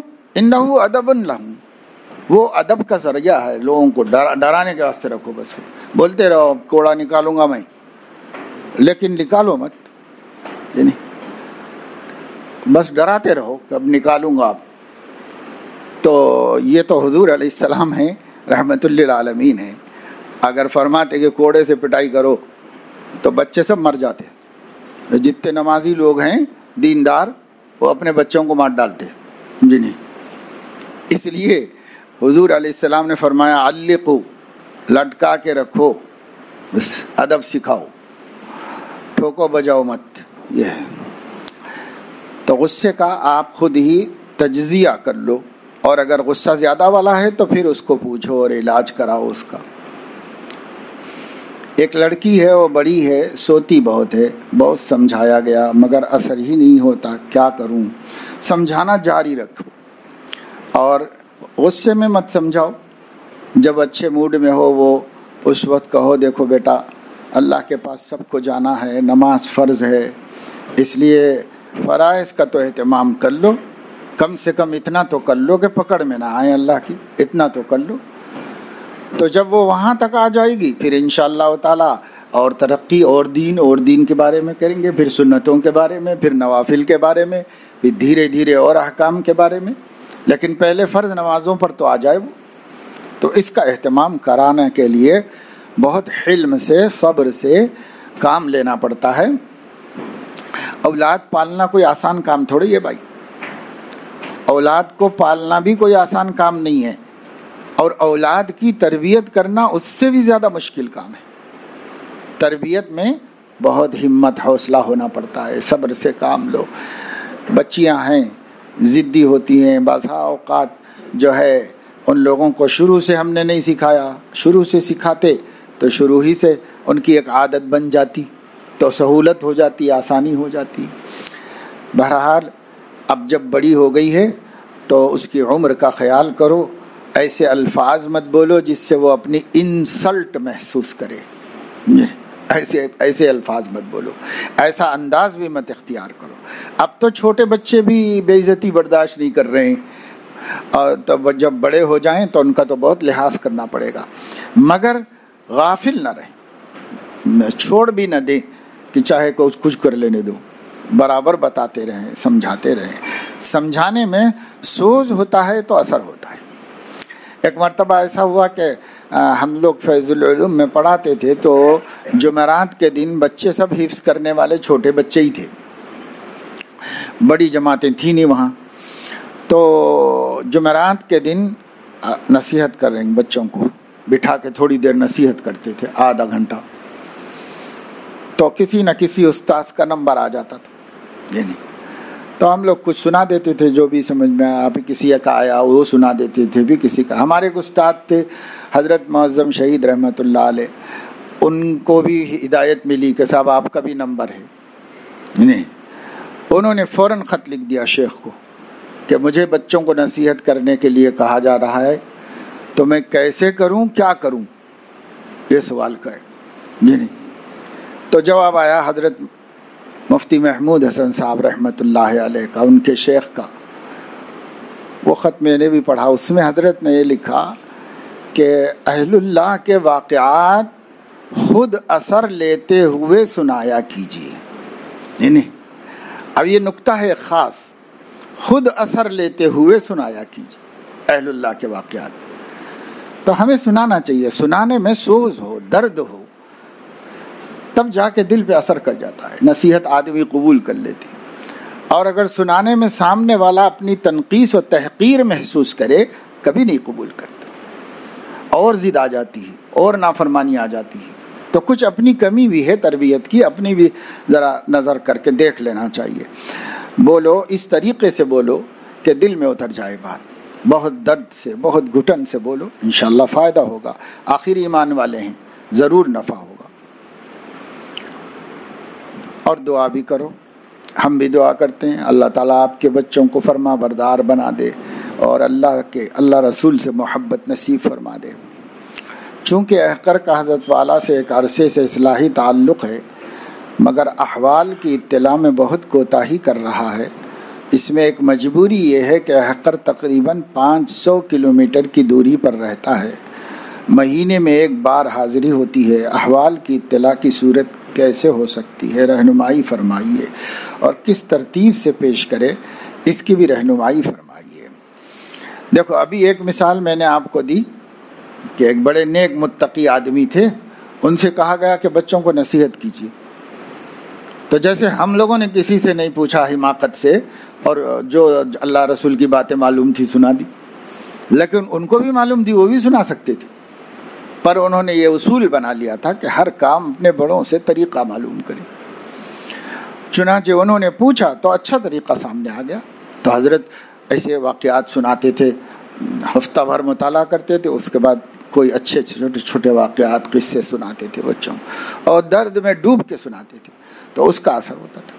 خود اثر لیتے ہوئے جو حضرت نے فرمایا، چاہے مصنوعی انداز ہو، آپ کے اندر سوز درو بھی نہ ہو، لیکن مصنوعی طور پر ایسا کرو، کیونکہ اصل کی برکت سے ہے کیا عجب، نقل میں بھی ہو وہی فیض عتم. یعنی یہ فرمایا حضرت خواجہ صاحب رحمۃ اللہ علیہ. حضرت کے بعد جب لوگ ان سے سب رجوع ہوئے، بڑے بڑے علماء رجوع ہوئے، تو تب انہوں نے کہا تھا یہ شعر. پہلے 2 مصرے فارسی کے ہیں اور دوسرے 2 مصرے رباعی میں اردو کے ہیں، پہلے 2 فارسی کے ہیں. یعنی نقل ارشادات مرشد می کنم، آنچے مردم می کند بوزی نہ ہم. میں اپنے مرشد کے ارشادات کی نقل کرتا ہوں اور مجھے کچھ بھی نہیں آتا، سب اپنے مرشد کے ارشادات کی نقل کرتا ہوں، اور یہ بھی کوئی کمال نہیں کہ جو انسان کرتا ہے بندر بھی کر لیتا ہے. یعنی نقل ارشادات مرشد می کنم، ہر آنچے مردم می کند بوزی نہ ہم، وہ بھی کر لیتا ہے نقل. اور دوسرے 2 مصروں میں کہا، اصل کی برکت سے ہے کیا عجب، نقل میں بھی ہو وہی فیض عتم. تو بس اسی پہ حضرت کی بات نقل کرتا ہوں. انشاءاللہ یہ تو نقل ہے، لیکن اصل کی تاثیر بھی ہو جائے گی اس کے ذریعے سے. یعنی تو یہ طریقہ اختیار کر لیجئے، کیا کہ جو بات بھی جو بھی نیا کام کرو پوچھ لو، واٹس ایپ پہ پوچھ لو. اب چونکہ میں نے اتنی سہولت دے رکھی ہے دور دراز والوں کے لیے کہ جو نہیں وقت نکال سکتے اور نہیں بار بار ٹائم نکال سکتے، تو بھائی واٹس ایپ پہ سوال کر لو. جو نئی بات پیش آ گئی، جس میں کھٹک ہو جائے، اس کو پوچھ لو.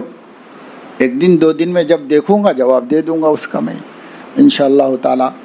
کیونکہ خط و کتابت بھی نہیں ہو رہی ہے، خطوط سب ضائع ہو رہے ہیں، اور مرید سمجھ رہا ہے کہ حضرت جواب نہیں دے رہے ہیں، حضرت سمجھ رہے ہیں کہ مرید خطوط ہی نہیں لکھ رہا ہے، اور وہ درمیان میں پوسٹ آفس کے حوالے ہو جا رہے ہیں، کدھر جا رہے ہیں نہیں معلوم. تو اب یہ ای میل کا دور ہو گیا نا، تو اس وجہ سے وہ ختم ہو گیا نظام، بہت مشکل ہو رہی. پارسل وارسل پہنچا رہے ہیں بس خالی. یا پھر دوسری صورت کوریئر والی ہوتی ہے، اخراجات بہت ہو جاتے ہیں اس کے اندر. پھر ہمارے لیے بھی مشکل یہ ہے کہ بھئی ہم کوریئر سے بھیجیں تو کہاں سے ٹائم نکالیں، کس کو رکھیں، ایک آدمی کو نوکر رکھنا پڑے گا اس کے واسطے۔ اس واسطے جو لوگ قریبی ہیں وہ لکھ کے دے دیا کریں لا کر کے، جو لوگ بہت دور سے آتے ہیں وہ لوگ واٹس ایپ پر جو ضروری بات، جو بات کھٹکے یا جو نئی بات پیش آ جائے اس کو فوراً لکھ کر پوچھ لیا کریں۔ اس میں ایک گزارش یہ ہے آپ لوگوں سے کہ وہ روایتی القاب و آداب میں ٹائم خراب مت کیجیے، وہ اتنا لمبا خط ہو جائے گا پورا اس کے اندر، تو اس کے اندر تو وہ سب نہیں ضرورت ہے۔ بس صرف یہ ہے کہ السلام علیکم ورحمۃ اللہ، میں فلاں ہوں اور یہ بات پوچھنا چاہتا ہوں، بس ختم، اتنا کر دیجیے تو آپ کو آپ کی بات کا جواب انشاءاللہ تعالی مل جائے گا اور زیادہ پریشانی نہیں ہوگی انشاءاللہ۔ اور ویسے جو اہم باتیں ہوں جب یہاں آتے ہیں تو اس مجلس میں لکھ کے رکھ دیا کرو، وقتی باتیں پوچھ لیا کیجیے۔ فون بھی کر سکتے ہیں صبح 9 بجے کے بعد، اور جب فون کریں تو پہلے یہ پوچھ لیں کہ کیا میں اس وقت کچھ بات کر سکتا ہوں، یہ پوچھ لیں، کیونکہ اگر کوئی ایسی مصروفیت ہوگی تو بعد میں کرو بولیں گے، نہیں تو بات کر لیں گے، جواب دے دیں گے آپ کو، اس میں کیا ہے۔ میرا سوال یہ ہے کہ ہم لوگ جو قرآن پاک کی تلاوت کر کے دعا مانگتے ہیں کہ اللہ اس کا ثواب آپ صلی اللہ علیہ وسلم کو پہنچا کر تمام انبیاء کرام اولیاء کرام کو پہنچا، کیا اس طرح سے ایصال ثواب کی دعا کر سکتے ہیں؟ اس طرح سے تو ثابت نہیں ہے، اس واسطے کہ آپ جس کو پہنچائیں گے اسی کو پہنچے گا، اور حضرت گنگوہی کی تحقیق یہ ہے کہ تقسیم ہو کر پہنچے گا، نہیں تو اس وجہ سے آپ کے اگر حضور کو پہنچا کر دوسروں کو پہنچائیں، بھئی یا تو حضور علیہ السلام کو ایصال ثواب کر دو، اور وہ اتنے محتاج تو ہے ہی نہیں، اتنے کیا کچھ بھی محتاج نہیں ہے وہ تو، اماں بابا محتاج ہیں ان کو کرو ایصال ثواب، اپنے رشتہ دار خاندان والے یہ محتاج ہیں تو محتاجوں کو کر دو ایصال ثواب۔ حضرت علیہ السلام کی محبت کے لیے درود شریف بہت کافی ہے، درود شریف پڑھو، یہ بہت کافی ہے حضرت علیہ السلام کا حق ادا کرنے کے لیے۔ حق کیا ہم ادا کر سکتے ہیں، وہ راضی ہو جائیں گے کثرت سے درود پڑھنے والے سے، وہ خود ہی خوش ہو جائیں گے۔ باقی ایصال ثواب تو بھائی اپنے لوگوں کو کرو جو محتاج ہیں ہمارے ایصال ثواب کے۔ مردے انتظار کرتے ہیں قبروں میں زندوں کے ایصال ثواب کا، اس طرح جس طرح پانی میں ڈوبتا ہوا کنارے پہ کھڑے ہوئے لوگوں کی طرف دیکھتا ہے، اس طرح مردے انتظار کرتے ہیں۔ تو سب اپنے لوگ محتاج ہیں، ان کو پہنچاؤ، رشتہ داروں کو، دوستوں کو، خاندان والوں کو، بزرگوں کو اپنے، وہ بھی محتاج ہیں۔ لیکن نبی پاک صلی اللہ علیہ وسلم کو کیا حاجت ہے کہ ہم ان کو کچھ ثواب پہنچائیں؟ البتہ درود شریف حق ہے، وہ پڑھو، اپنا بھی فائدہ ان کا بھی فائدہ ہے، دونوں کا فائدہ ہے اس کے اندر۔ پوری جگہ دے دوں مولانا کو، ادھر آ جاتے ہیں۔ حضرت ہم آپ سے مربوط منسلک ہیں، الحمدللہ مجالس کی پابندی ہو رہی ہے، دیگر مشائخ کی ہمارے علاقے میں مجالس ہوتی ہے، کیا ہم ان کی مجالس میں شریک ہو سکتے ہیں؟ ان سے ربط و تعلق و دیگر امور سے متعلق ان سے سوالات، اس سلسلے میں عوام اور علماء کے لیے کیا حکم ہے؟ عامی ہو یا عالم؟ بیانات میں تو جاؤ، جیسے میں نے ابھی بتایا کہ اہل حق علماء ہیں، ان کا بیان ہو رہا ہو، کوئی اصلاح معاشرہ کا بیان ہو، ان کا کوئی سا بھی بیان ہو، ان بیانات میں تو شرکت کرنا چاہیے، لیکن جو ان کی تربیتی مجالس ہوتی ہیں اس میں شرکت نہیں کرنا چاہیے، کیونکہ تربیتی مجالس جو ہوتی ہیں وہ علاج ہے۔ جب آپ آلریڈی کسی سے علاج اپنا کرا رہے ہیں تو ہر دواخانے میں جائیں گے، ہر دواخانے میں جائیں گے، ہر طبیب کے پاس جا کے بیٹھ کے اس کی دوا بھی کھائیں گے، اس کی دوا بھی کھائیں گے تو مر جائیں گے۔ تو اس لیے یہ عقلاً بھی مناسب نہیں ہے، بالکل صحیح نہیں ہے کہ سلوک میں تو آپ کسی اور سے کوئی استفادہ نہ کریں، نہ واٹس ایپ سے اور نہ انٹرنیٹ سے۔ بعض لوگ ہیں ان کو انٹرنیٹ کا ایسا زہر چڑھا ہوا ہے کہ بس یہ بیٹھ کر کے ان کی مجالس میں بھی شریک ہیں، نقشبندیہ کے بھی، چشتیہ کے بھی، مالکیہ کے بھی، حنفیہ کے بھی، سب کی مجلسوں میں بیٹھے ہیں۔ اور ایسے لوگ سوائے اس کے کہ حظ نفس حاصل کر رہے ہیں، کوئی نفع نہیں، کوئی فائدہ نہیں، بس ایک نفس کو خوشی حاصل ہو رہی ہے اور کچھ بھی نہیں مل رہا ان لوگوں کو۔ تو یہ نہیں ہونا چاہیے۔ ہاں بیانات جو ہیں وہ علم ہے، علم تمام اہل حق علماء سے حاصل کرو، ان کے پاس بیٹھو، ان سے مسئلہ اور مسائل شرعیہ ہیں کسی سے بھی پوچھو، لیکن مسائل سلوک ہیں وہ صرف اپنے شیخ سے رجوع کرو، کیونکہ یہ معالجہ ہے۔ معالجے میں ایک ہی سے رجوع کرنا علم بھی کہتا بتلاتا ہے، عقل بھی بتلاتی ہے، ورنہ بھی کہیں کا نہیں رہے گا آدمی، ہر جائی ہو جائے گا۔ میں رات پڑھ رہا تھا حضرت امام ربانی مولانا رشید احمد گنگوہی رحمۃ اللہ علیہ کی امداد السلوک، اور وہ بھی دراصل خلاصہ ہے ایک بزرگ شیخ قطب الدین دمشقی رحمۃ اللہ علیہ کی عربی کتاب رسالہ مکیہ کا، اس میں سے کچھ خلاصہ حضرت نے لیا ہے، حضرت گنگوہی نے، انہوں نے فارسی میں لیا تھا۔ پھر مولانا عاشق الہی میرٹھی رحمۃ اللہ علیہ جو ان کے خلیفہ تھے، انہوں نے اسے اردو میں ترجمہ کر دیا۔ اس میں حضرت فرما رہے ہیں کہ ہر جائی نہ بنے، کسی ایک سے اپنی تربیت کرائے۔ ہر جائی کا مطلب ہر جگہ پہنچ جانے والا، ہر جائی نہ بنے، سلوک میں ہر جائی نہیں بن سکتا، یک درگیر محکم گیر، اور اسی کو کہتے ہیں توحید مطلب۔ مطلب تو علماء جانتے ہیں، مطلوب کو کہتے ہیں۔ تو توحید مطلوب یعنی اپنا محبوب، مطلوب، مصلح ایک ہی ہونا چاہیے۔ اور پھر اس میں انہوں نے صراحت کی ہے، یعنی اصل مضمون تو شیخ قطب الدین دمشقی رحمۃ اللہ علیہ کا ہے جو عرب بزرگ گزرے ہیں، اسی کا ترجمہ ہے۔ تو انہوں نے توحید مطلب میں اس بات کی صراحت کی ہے کہ آدمی کے ذہن میں یہ بات رسوخ و اعتقاد کے درجے میں بیٹھ جائے کہ اگرچہ زمانے میں، علاقے میں، شہر میں بڑے بڑے مشائخ موجود ہیں، لیکن میری تربیت انہی سے ہو سکتی ہے، میری تربیت یہی ہو سکتی ہے۔ اگرچہ ہیں، انکار کسی کا بھی نہیں، بڑے پرتاثیر لوگ ہوں گے، ایک سے بڑھ کے ایک ہوں گے، رہنے دو، انکار نہیں ہے، امکان ہے، لیکن بس میری تربیت تو یہی ہوگی، میرا نفع تو اسی خانقاہ سے ہے، میرا نفع تو اسی شیخ سے ہے، اسی کے ذریعے میں اللہ تک پہنچوں گا، یہ ذہن میں ہونا۔ اور اگر دوسروں کی تنقیص تحقیر کرتا ہے تو وہ تو انتہائی گیا گزرا انسان ہے۔ اس لیے کسی کی تنقیص نہیں، کسی کی تحقیر نہیں، بلکہ مان بھی لو کہ میرے شیخ سے بھی بڑے ہوں گے، رہنے دو، لیکن میرا فائدہ یہیں سے ہوگا، میری اصلاح یہیں سے ہوگی۔ شہر میں بڑی بڑی مارکیٹیں موجود ہیں، لیکن آدمی جہاں اپنا اطمینان ہے وہیں سے جا کے لے رہا ہے۔ شہر میں بڑے بڑے ہاسپٹل موجود ہیں، لیکن بسا اوقات اپنے خاندان یا اپنے گلی کے معمولی ڈاکٹر ہی سے علاج کرتا ہے اور اسی سے شفا پاتا ہے، اور کسی پر اطمینان نہیں ہوتا اس کو۔ یہی روحانی علاج کے سلسلے میں بھی ہے کہ ہمیں اس میں نہیں ہونا چاہیے۔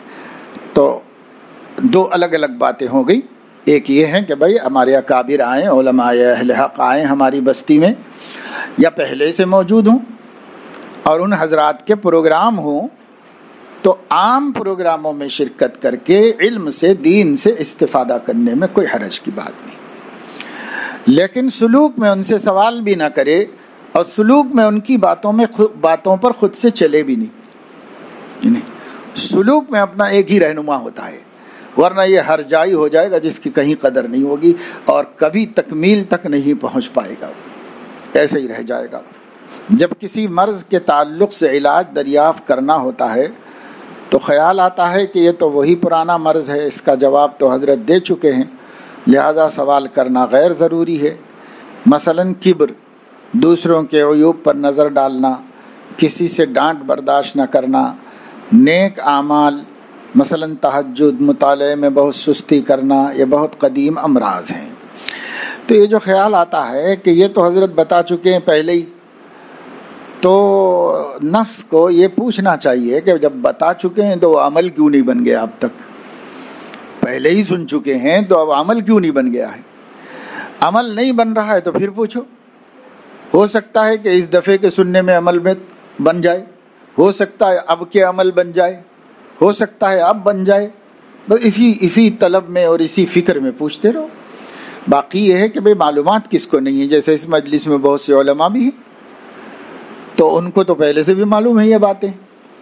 تو معلومات اور چیز ہیں، اپنے آپ سے اپنے بارے میں سوال کر کے اپنے کو آمادہ عمل بنانا۔ آمادہ عمل بنانے کے لیے یہ سلسلہ رہنا چاہیے، ختم نہیں ہونا چاہیے۔ یہ سمجھ کے کہ بھئی ایک دفعہ ہمیں معلوم ہو چکا، ایک دفعہ معلوم ہونے سے، اگر ایک دفعہ معلوم ہو جانا کافی ہو جاتا تو ایک ہی دفعے کے بعد عمل شروع ہو جاتا تو کافی ہو جاتا تھا۔ جب عمل نہیں شروع ہوا تو اب یہ پوچھو کہ سنتا جا رہا ہوں اور سب جان چکا ہوں مگر کر وہی رہا ہوں جو میرا نفس چاہ رہا ہے، تو یہ پوچھو، دوسرا سوال ہو جائے گا، وہ اس کو پوچھو۔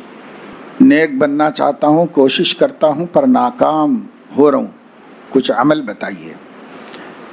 اگر ناکام ہو کر بھی آپ کو کام کا ثواب ملتا ہے تو اس ناکامی سے کیا مایوسی ہے؟ اس لیے کہ اللہ تعالیٰ نے تو ہمیں کوشش کرنے کا حکم دیا ہے، کوشش کرو، کوشش میں ناکامی ہوتی ہے تو بھی اجر تو ملے گا، تو جب اجر ملے گا تو پھر اللہ بھی دیکھ رہا ہے، خوش ہو رہا ہے، بس ہمارا کام بن گیا۔ تو اس ناکامی سے کیا نقصان ہے ہمارا جو کوشش کے بعد بھی ہوئی ہو؟ البتہ یہ غور کر لینے کی چیز ہے کہ وہ کوشش بھی کوشش ہے یا نہیں ہے، یہ غور کر لینے کی چیز ہے۔ اگر واقعی کوشش ہے اور پھر بھی ناکامی ہے تو ناکام ہو کر بھی اجر لو، اللہ کا تو یہ اعلان ہے، ناکام ہو کے بھی اجر لو، کوشش تو کر لی، یہ کوشش ہی کا بدلہ دے دوں گا، یہ ہے۔ تو اس لیے ذرا گڑبڑ یہاں ہوتی ہے کہ کوشش بھی ہو رہی ہے کہ نہیں ہو رہی ہے، یہ تحقیق طلب ہے کہ جس کو ہم کوشش کہہ رہے ہیں وہ واقعتاً مسنون کوشش ہے، اور واقعتاً ہم اللہ کو کہہ سکتے ہیں کل کہ میں کوشش کر رہا تھا، آپ تو دیکھتے ہیں نا اللہ پاک، آپ تو دیکھ رہے تھے نا کہ میں کوشش کر رہا تھا، بول سکتے ہیں۔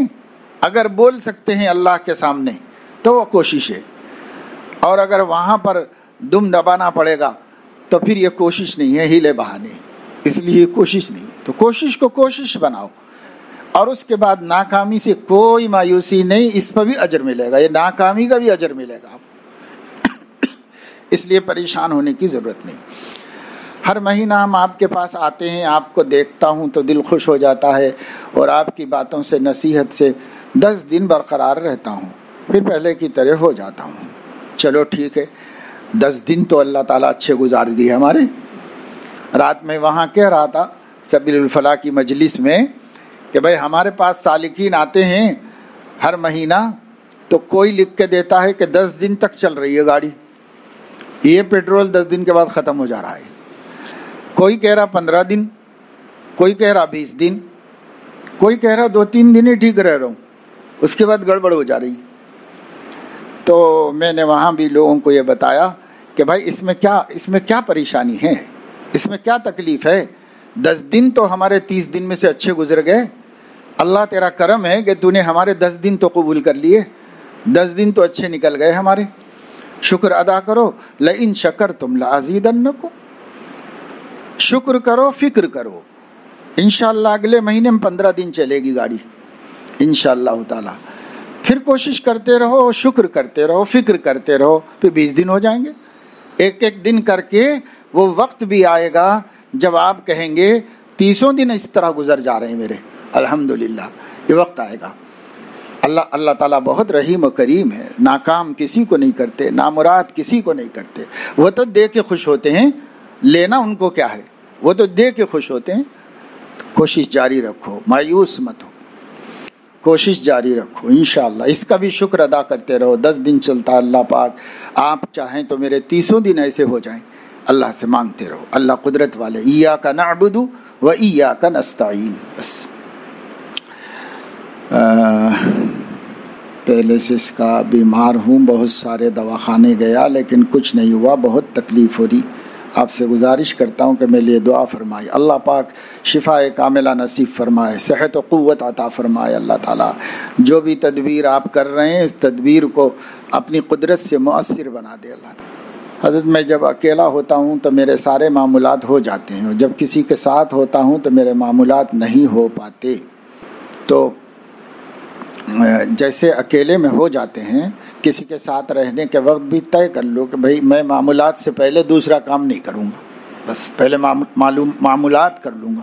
اس کو کر لو، کچھ بھی نہیں ہوگا. کسی کے ساتھ رہنے سے کیا ہوتا ہے، ہم نے تو اللہ کے بندوں کو دیکھا، نہ سفر نہ حضر نہ خلوت نہ جلوت، کچھ بھی ہو جائے ان کے معمولات تکمیل ہو جاتے ہیں، شام تک پورے ہو جاتے ہیں. البتہ بھائی آپ کے پاس مہمان آ گیا ہے، تو اب اس مہمان کی مہمانداری میں آپ سے اس وقت وہ معمول نہیں ہو سکا. اپنا بے تکلف ساتھی ہو تو اس سے یہ کہہ دو کہ میرا ذرا معمولات کا وقت ہے، تھوڑی دیر آپ آرام کر لیں، میں اپنا کام کر کے ملتا ہوں. اور اگر نیا آدمی ہو یا بڑے ہوں یا ہوں تو کوئی بات نہیں، معمولات موقوف کر کے ان کی مدارات کا حق ادا کر دیجئے. پھر یہ طے رکھیے کہ یہ معمولات مجھے کرنے ہیں، آج سونے سے پہلے کر لینے ہیں. مہمان کے اکرام میں نے آگے پیچھے کر لیا ہے، مگر کرنا برابر ہے. اور کرنا اور طے کر لینا، سوئیں گے نہیں جب تک کہ تکمیل نہیں کر لیں گے، تو اس میں مہمان کا اکرام بھی ہو جائے گا. حضرت حکیم الامت رحمۃ اللہ علیہ اپنے تمام اوقات کو منظم رکھے ہوئے تھے، مرتب. لوگ کہتے تھے کہ حضرت اور بھی علماء اتنا کام آپ کیسے کر لیتے ہیں، آپ کا دن کچھ بڑا ہوتا ہے کیا؟ تو حضرت نے فرمایا نہیں بھائی، وہی دن جو تمہارا ہے وہ میرا دن ہے. بس اگر کوئی خوبی ہے تو یہ ہو سکتی ہے کہ میں نے نظام العمل بنا دیا ہے، ٹائم ٹیبل، اٹھنے سے لے کر کے پھر سونے تک ایسے رہے گا، یہ کام ہوگا، اس وقت یہ ہوگا، اور پوری کوشش کرتا ہوں کہ اس ترتیب سے سارے کام نمٹا دوں، تو میرے سبھی کام ہو جاتے ہیں الحمدللہ. لیکن دو باتیں آپ کو بتا رہا ہوں اس وقت. ایک تو یہ کہ اسی نظام العمل کے مطابق حضرت بیٹھے ہوئے تھے بالا خانے میں، بیان القرآن لکھ رہے تھے. 1 گھنٹہ مقرر تھا روزانہ تفسیر لکھنے کا. تو الگ چلے جاتے تھے، الگ جگہ پر کتابیں سب ریڈی ہوتی تھیں. اس کمرے میں جا کے وہ ایک گھنٹے میں جتنا کام ہوا وہ کر کے آ جاتے تھے حضرت، کیونکہ اگلے گھنٹے میں اگلا کام ہے، اس لیے یہ کام کر کے آ جاتے تھے حضرت. تو حضرت وہاں کام کر رہے تھے، اور ناظم خانقاہ کو ہدایت تھی کہ کوئی بھی مجھے آ کر ڈسٹرب نہ کرے اس کام کے وقت میں. تو حضرت شیخ الہند رحمۃ اللہ علیہ آ گئے. حضرت شیخ الہند رحمۃ اللہ علیہ نے آ کر کے سیدھے کسی نے مہمان خانے میں بٹھا دیا، اور پھر حضرت کو اطلاع کی، کیونکہ استاد تھے، شاید حضرت بعد میں کہیں، اس لیے فوراً اطلاع کرائی مولوی شبیر علی صاحب ناظم خانقاہ نے. تو حضرت فوری آئے، فوراً کاغذ قلم رکھ دیا اور فوراً آئے. استاذ کا حق اس لیے آئے، اور آ کر کے چارپائی کے پاس ادب سے بیٹھ گئے اور کہا کہ حضرت خیریت پوچھا، اور کہا کہ حضرت میں یہ وقت میرا تفسیر لکھنے کا ہے، اگر آپ کی اجازت ہو تو کام پورا کر لوں. تو حضرت نے فرمایا کہ نہیں تم اپنے کام میں لگے رہو، میں آرام کرنے آیا ہوں، میں آرام کر لوں گا بس یہاں پر، تم اپنے کام میں لگے رہو. چلے گئے، اور جب اپنا کام کا ٹائم ختم ہو گیا پھر آ گئے، اور کھانے کا انتظام، یہ انتظام وغیرہ اس کے اندر لگ گئے.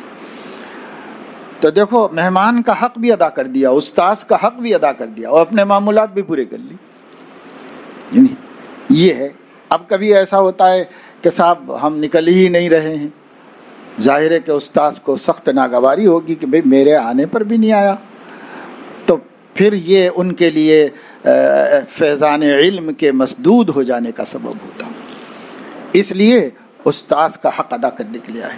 یہی حال مہمان کا بھی ہے کہ اگر آپ نفل روزہ ہوں تو مہمان نہیں اچھا طرح کھا لے، مہمان اچھی طرح کھا لے، اس کے لیے آپ اپنا روزہ توڑ دیجئے، روزہ توڑ کے اس کے ساتھ کھانے میں شریک ہو جائیے تاکہ وہ جی بھر کھا لے، کیونکہ مہمان کا حق یہ ہے کہ اسے خوش کر کے جی بھر کھلا کے بھیجاؤ، اس کا حق یہ۔ تو اللہ نے اپنا حق چھوڑ دیا اور فرمایا میرے لیے روزہ رکھے تھے توڑ دو، اس کے لیے توڑ دو۔ تو صحابہ نے ایسا بھی کیا۔ تو یہ ہے۔ اور دوسری مثال یہ ہے کہ حضرت حکیم الامت رحمۃ اللہ علیہ سے ملنے کے لیے ان کے بھائی کی ہدایت پر مولانا ابو الحسن علی ندوی رحمۃ اللہ علیہ گئے تھے، نوجوان عالم تھے، اور ایک دو کتابیں لکھ بھی دی تھیں اس زمانے میں۔ ان کے بھائی حضرت ڈاکٹر عبدالعلی صاحب رحمۃ اللہ علیہ نے بچپن ہی سے اچھی تربیت کی تھی، اور پھر ان سے ایک کتاب لکھا دی تھی سیرت سید احمد شہید، لکھنے کی مشق کرنے کے لیے لکھی وہ کتاب انہوں نے، جو آج تاریخ کی ایک عظیم کتاب ہو گئی۔ تو حضرت مولانا تھانوی کے پاس بھیجتے تھے، حضرت مدنی کے پاس بھیجا، حضرت تھانوی کے پاس بھیجا، اس وقت کے تمام اکابر اہل اللہ کی خدمت میں بھیجا انہوں نے۔ مولانا علی میاں رحمۃ اللہ علیہ نے کاروان زندگی میں لکھا ہے، یعنی ان کی سوانح حیات میں انہوں نے لکھا ہے کہ گئے حضرت کے پاس تو حضرت نے کھانے وانے کا انتظام کیا، کھانا کھلایا، تعارف ہو گیا تھا کہ فلاں عالم ہے، لیکن حضرت کے مقابلے میں بالکل نوجوان عالم تھے، ابھی ابھی فارغ ہوئے تھے اور ابھی ابھی دین کا کام شروع کیا تھا۔ تو حضرت نے آ کر کے ظہر کے بعد مجلس میں بیٹھے، حالانکہ عصر کے بعد مجلس ہوتی تھی، ظہر کے بعد آ کے اپنی جگہ پہ بیٹھ گئے حضرت، اور کسی سے کہلوایا کہ بھائی ان کو بلاؤ مہمان کو۔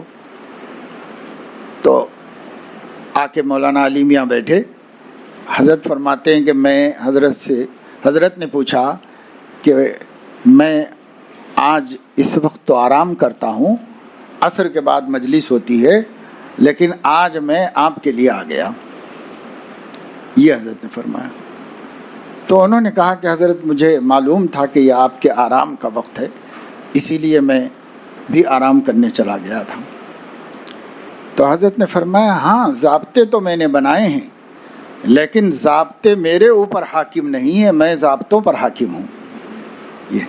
یعنی جب اس کے خلاف کرنا ہے کریں گے، جب اس ضابطے اب جیسے ہم لکیر کے فقیر ایک ضابطہ بنا لیے، کسی کی کوئی پرواہ نہیں ہے، کسی کا حق کا احساس نہیں ہے، کچھ نہیں ہے، ضابطہ بنا لیے ہم اپنا، تو ایسی بھی نہیں ہوتے کہ ضابطے کے بندے بن جائیں، بلکہ جہاں ضابطے کو توڑنا زیادہ راجح ہے تو وہاں ضابطہ توڑ دینا چاہیے، اپنے معمول کے خلاف کر کے سامنے والے کا حق ادا کرو۔ تو یہ ہمارے اہل اللہ اکابر ہیں۔ بسا اوقات ہم لوگوں کے سامنے کوئی ایک ہی بات آئی ہوئی ہوتی ہے، پوری باتیں نہیں ہوتی ہمارے سامنے، ان کی پوری زندگی دیکھیں گے اور پوری زندگی پڑھیں گے تو ہمیں سمجھ میں آئے گا کہ اگر یہ تھا تو یہ بھی تھا۔ نہیں، کبھی اپنے ضابطے کی وجہ سے اپنے استاد سے پوچھ کے چلے گئے، اپنا کام کر کے آگے، اور کبھی اپنے ضابطے کو خود ہی توڑ دیا اور ایک نوجوان عالم کے خاطر گھر سے آ کے بیٹھ گئے اپنی جگہ پر۔ تو اور پھر انہوں نے کچھ باتیں پوچھی، حضرت نے بتائی اور ان کا دل خوش کیا۔ اپنے ڈیسک پہ سیرت سید احمد شہید رکھی ہوئی تھی، فرمایا یہ کتاب آپ کی آئی ہوئی تو اس کو مطالعہ کر رہا ہوں آج کل میں۔ تو بہت خوش ہو گئے کہ میں ایک طالب علم اور میری کتاب حکیم الامت کے پاس رکھی ہوئی ہے سامنے۔ یہ بھی مہمان کو خوش کرنے کا ایک طریقہ ہے۔ یہ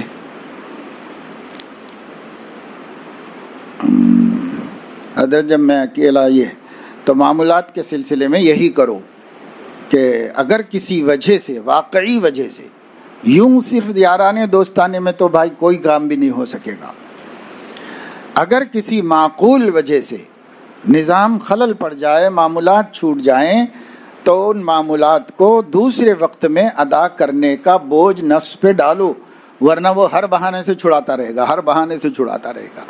جب اس کو یہ پتہ چلے گا کہ صاحب کسی بھی طرح چھڑاؤ مگر یہ ہے کہ سونے سے پہلے کرنا ہے، تو وہ بولے گا ٹائم پہ کر لیں دو، اس کو کیا پریشان کرنا ہے، ماننے والا تو ہے ہی نہیں، ایسے ہے۔ اب میرا یہاں ماہانہ مجلس میں آنا میرے والد صاحب کی وجہ سے مشکل ہو گیا ہے، میرے والد صاحب یہاں آنے کی اجازت نہیں دے رہے، وہ مجھے پہلی مجلس سے نہیں آنے کو کہہ رہے ہو. میں کالج کا طالب علم ہوں. میرے والد ہندوستان کے باہر رہتے ہیں. میں 4 مرتبہ بھی یہاں مجلس میں بغیر انہیں اطلاع کیے آ رہا ہوں. 3 دن کی جماعت میں دعوت و تبلیغ میں نکل رہا ہوں بول کے 3 دن وہاں آیا نارائن کھیڑ کو, اور وہ مجھے مہمانان مجلس کی اجازت نہیں دے رہے ہیں. اب میرا یہاں بغیر اطلاع کر کے آنا کیسا ہے؟ جائز امور میں والد کی اطاعت لازم ہے. اگر والد کو سمجھا سکتے ہو کہ اس کا یہ نفع ہے, یہ فائدہ ہے, اور اس سے جو ہے بہت ہمارا بھی دین مضبوط ہوتا ہے, جو بھی ہے جس طرح وہ سمجھ سکتے ہوں. بسا اوقات بعض حضرات کے اپنا مزاج دینی نہیں ہے, تو وہ یہ سمجھتے ہیں کہ بھائی بچے ایسی چیزوں میں جائیں گے یا جماعت میں جائیں گے یا علماء کے پاس جائیں گے تو یہ لوگ ہمارے کام کے نہیں رہیں گے, یعنی ہم جیسا بنانا چاہ رہے ہیں ویسے نہیں بنیں گے. یہ ان کے ذہن میں عذرا ہے خیر خواہی. اب ان کی محبت کا وہی تقاضا ہے, اس لیے وہ ویسے ہی سوچتے ہیں. تو اس لیے ان سے بدگمان تو نہیں ہونا چاہیے, لیکن انہیں بتانا چاہیے. یا اگر یہ کہ بھائی مسلک کی وجہ سے وہ کہتے ہوں کہ بھائی ادھر مت جاؤ ادھر مت جاؤ, تو پھر چوری چھپے اپنا مسلک محفوظ رکھنا, حق کا مسلک, اس کو محفوظ رکھنا, اس کو سیکھنا, یہ آپ کی ذمہ داری ہے. جب تک کہ اس پر تیقن حاصل ہو جائے, اطمینان حاصل ہو جائے, پھر اس کے بعد انہی کی اطاعت ہے, انہی کی فرما برداری ہے. فرض علم کے حد تک اجازت مل سکتی ہے, اس سے زیادہ نہیں. اب اگر آپ کی دینی معلومات مکمل ہو چکی ہیں اور دین پہ چلنا اب چاہیں تو دین پہ جمے رہ سکتے ہیں, تو اب پھر لوٹ کے آ جائے گا والد کا حق. اس لیے والد اگر منع کرتے ہیں تو مت کرو. اور جھوٹ بول کے تو جانا بالکل جائز نہیں, درست نہیں. جھوٹ اپنی جگہ جھوٹ ہے, کسی کام کے لیے جھوٹ بولو تو اللہ سے دور ہو جاتا ہے آدمی, اس لیے جھوٹ تو نہیں بولنا چاہیے. سچ بولو, سمجھا سکتے ہو سمجھاؤ, منا سکتے ہو مناؤ, لاڈ پیار کرو, اجازت لو کسی طریقے سے. وہ دے دیں کسی دن, خوش ہو جائیں گے, تو ان کی خدمت کر کے, ان کا کہنا مان کے, ان کو خوش کر کے کسی طرح اپنی خوشی کی بھی اجازت لے لو. باپ سوچے گا میرے کو اتنا خوش کر رہا ہے تو بھائی اس کی خوشی میں کیوں ختم کروں, تو اس کی بھی اجازت دے دے گا. نہیں تو صبر کیجئے. جو لوگ جا کے آتے ہیں مجلس میں, آنے کے بعد ان لوگوں سے پوچھ لو کہ کیا سکھایا گیا, آج کیا باتیں ہوئیں, ان سے پوچھ لو. اور پھر آج کل تو بھائی یہ جو پروگرام ہے, یہ جو مجلس ہے, یہ مجلس بھی جو ہے آن لائن ہو رہی ہے. اس لیے کالج کے طالب علم ہیں, آن لائن استفادہ کرنا مشکل نہیں ہے, تو ایسا کر لو گھر ہی میں رہو. اس دن گھر ہی میں رہ کر تمام مجالس میں جیسے یہاں معاملات ہیں ویسے معاملات اپنے گھر کے اندر کر لو پورے, اور مجالس میں شریک رہو. یعنی مجالس میں شریک رہو.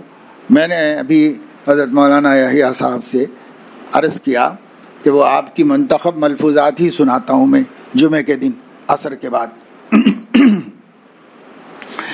تو انہوں نے کہا کہ میں ایک سفر میں تھا, تو ایک سفر میں بھی سن رہا تھا آپ کے ملفوظات, جو آپ سنا رہے تھے میرے جمع کیے ہوئے ملفوظات, مگر سنا رہے تھے آپ, تو آپ کی زبان سے سن رہا تھا میں. تو بھائی سننے کے لیے آج کل اللہ پاک نے یہ سہولتیں کر دی ہیں, تو اس لیے ایک دن اپنے گھر ہی میں گزار لو, اور یہاں کے معاملات دیکھ چکے ہو 2-4 مجلسوں میں, اسی طریقے سے صبح سے شام تک پورا وقت ایسے ہی گزارو, اور بیانوں میں آن لائن حاضر رہو اور اس سے استفادہ کر لو. یہ اس کے لیے ہے جس کو ایسی کوئی مجبوری ہے کہ ایک طرف والد کا حکم ہے اور ایک طرف اپنے دین کی ضرورت ہے, تو اس لیے اس کے لیے ہے. باقی جن لوگوں کا عذر نہیں ہے ان کے لیے تو فزیکل حاضری ہی نفع کا سبب ہے, وہ استغنا ہے. اگر بلا ضرورت ایسا کرتا ہے تو استغنا ہے, اور مجبور ایسا کرتا ہے تو اس کی طلب ہے. اس لیے اللہ تعالیٰ استغنا اور طلب میں فرق کرتے ہیں. مستغنی کو نہیں دیتے, طالب کو دیتے ہیں اللہ تعالیٰ. اس لیے جو حاضر ہو سکتا ہے خامخواہ کے ہیلے بہانوں سے حاضر نہ ہو, تو یہ استغنا برت رہا ہے, اور اللہ مستغنی کو نہیں عطا فرماتا. اور جو شخص مجبور ہے, طلب تڑپ کے باوجود نہیں آ رہا ہے, تو وہ طالب ہے اور اللہ طالب کو عطا فرماتے ہیں. اسی طریقے سے جو لوگ آتے ہیں ان کو بھی کسی وقت کوئی مشکل پیش آ جائے, مثلاً بھائی اب سیکنڈ سنڈے کا وقت ہو گیا, اہلیہ کی طبیعت بہت ناساز ہے, یا ایسی ہے کہ رہنا ضروری ہے وہاں پر مناسب ہے، والدہ کا کوئی حق ہے، اسی طرح کی کوئی اور ضروری بات آ گئی، تو اس دن کے لیے وہ یہ طے کر لے کہ بھائی میں آج کا دن یہیں ادھر یہ حق بھی ادا کرتا رہوں گا اور یہ سیکھنے کا کام بھی چلتا رہے گا۔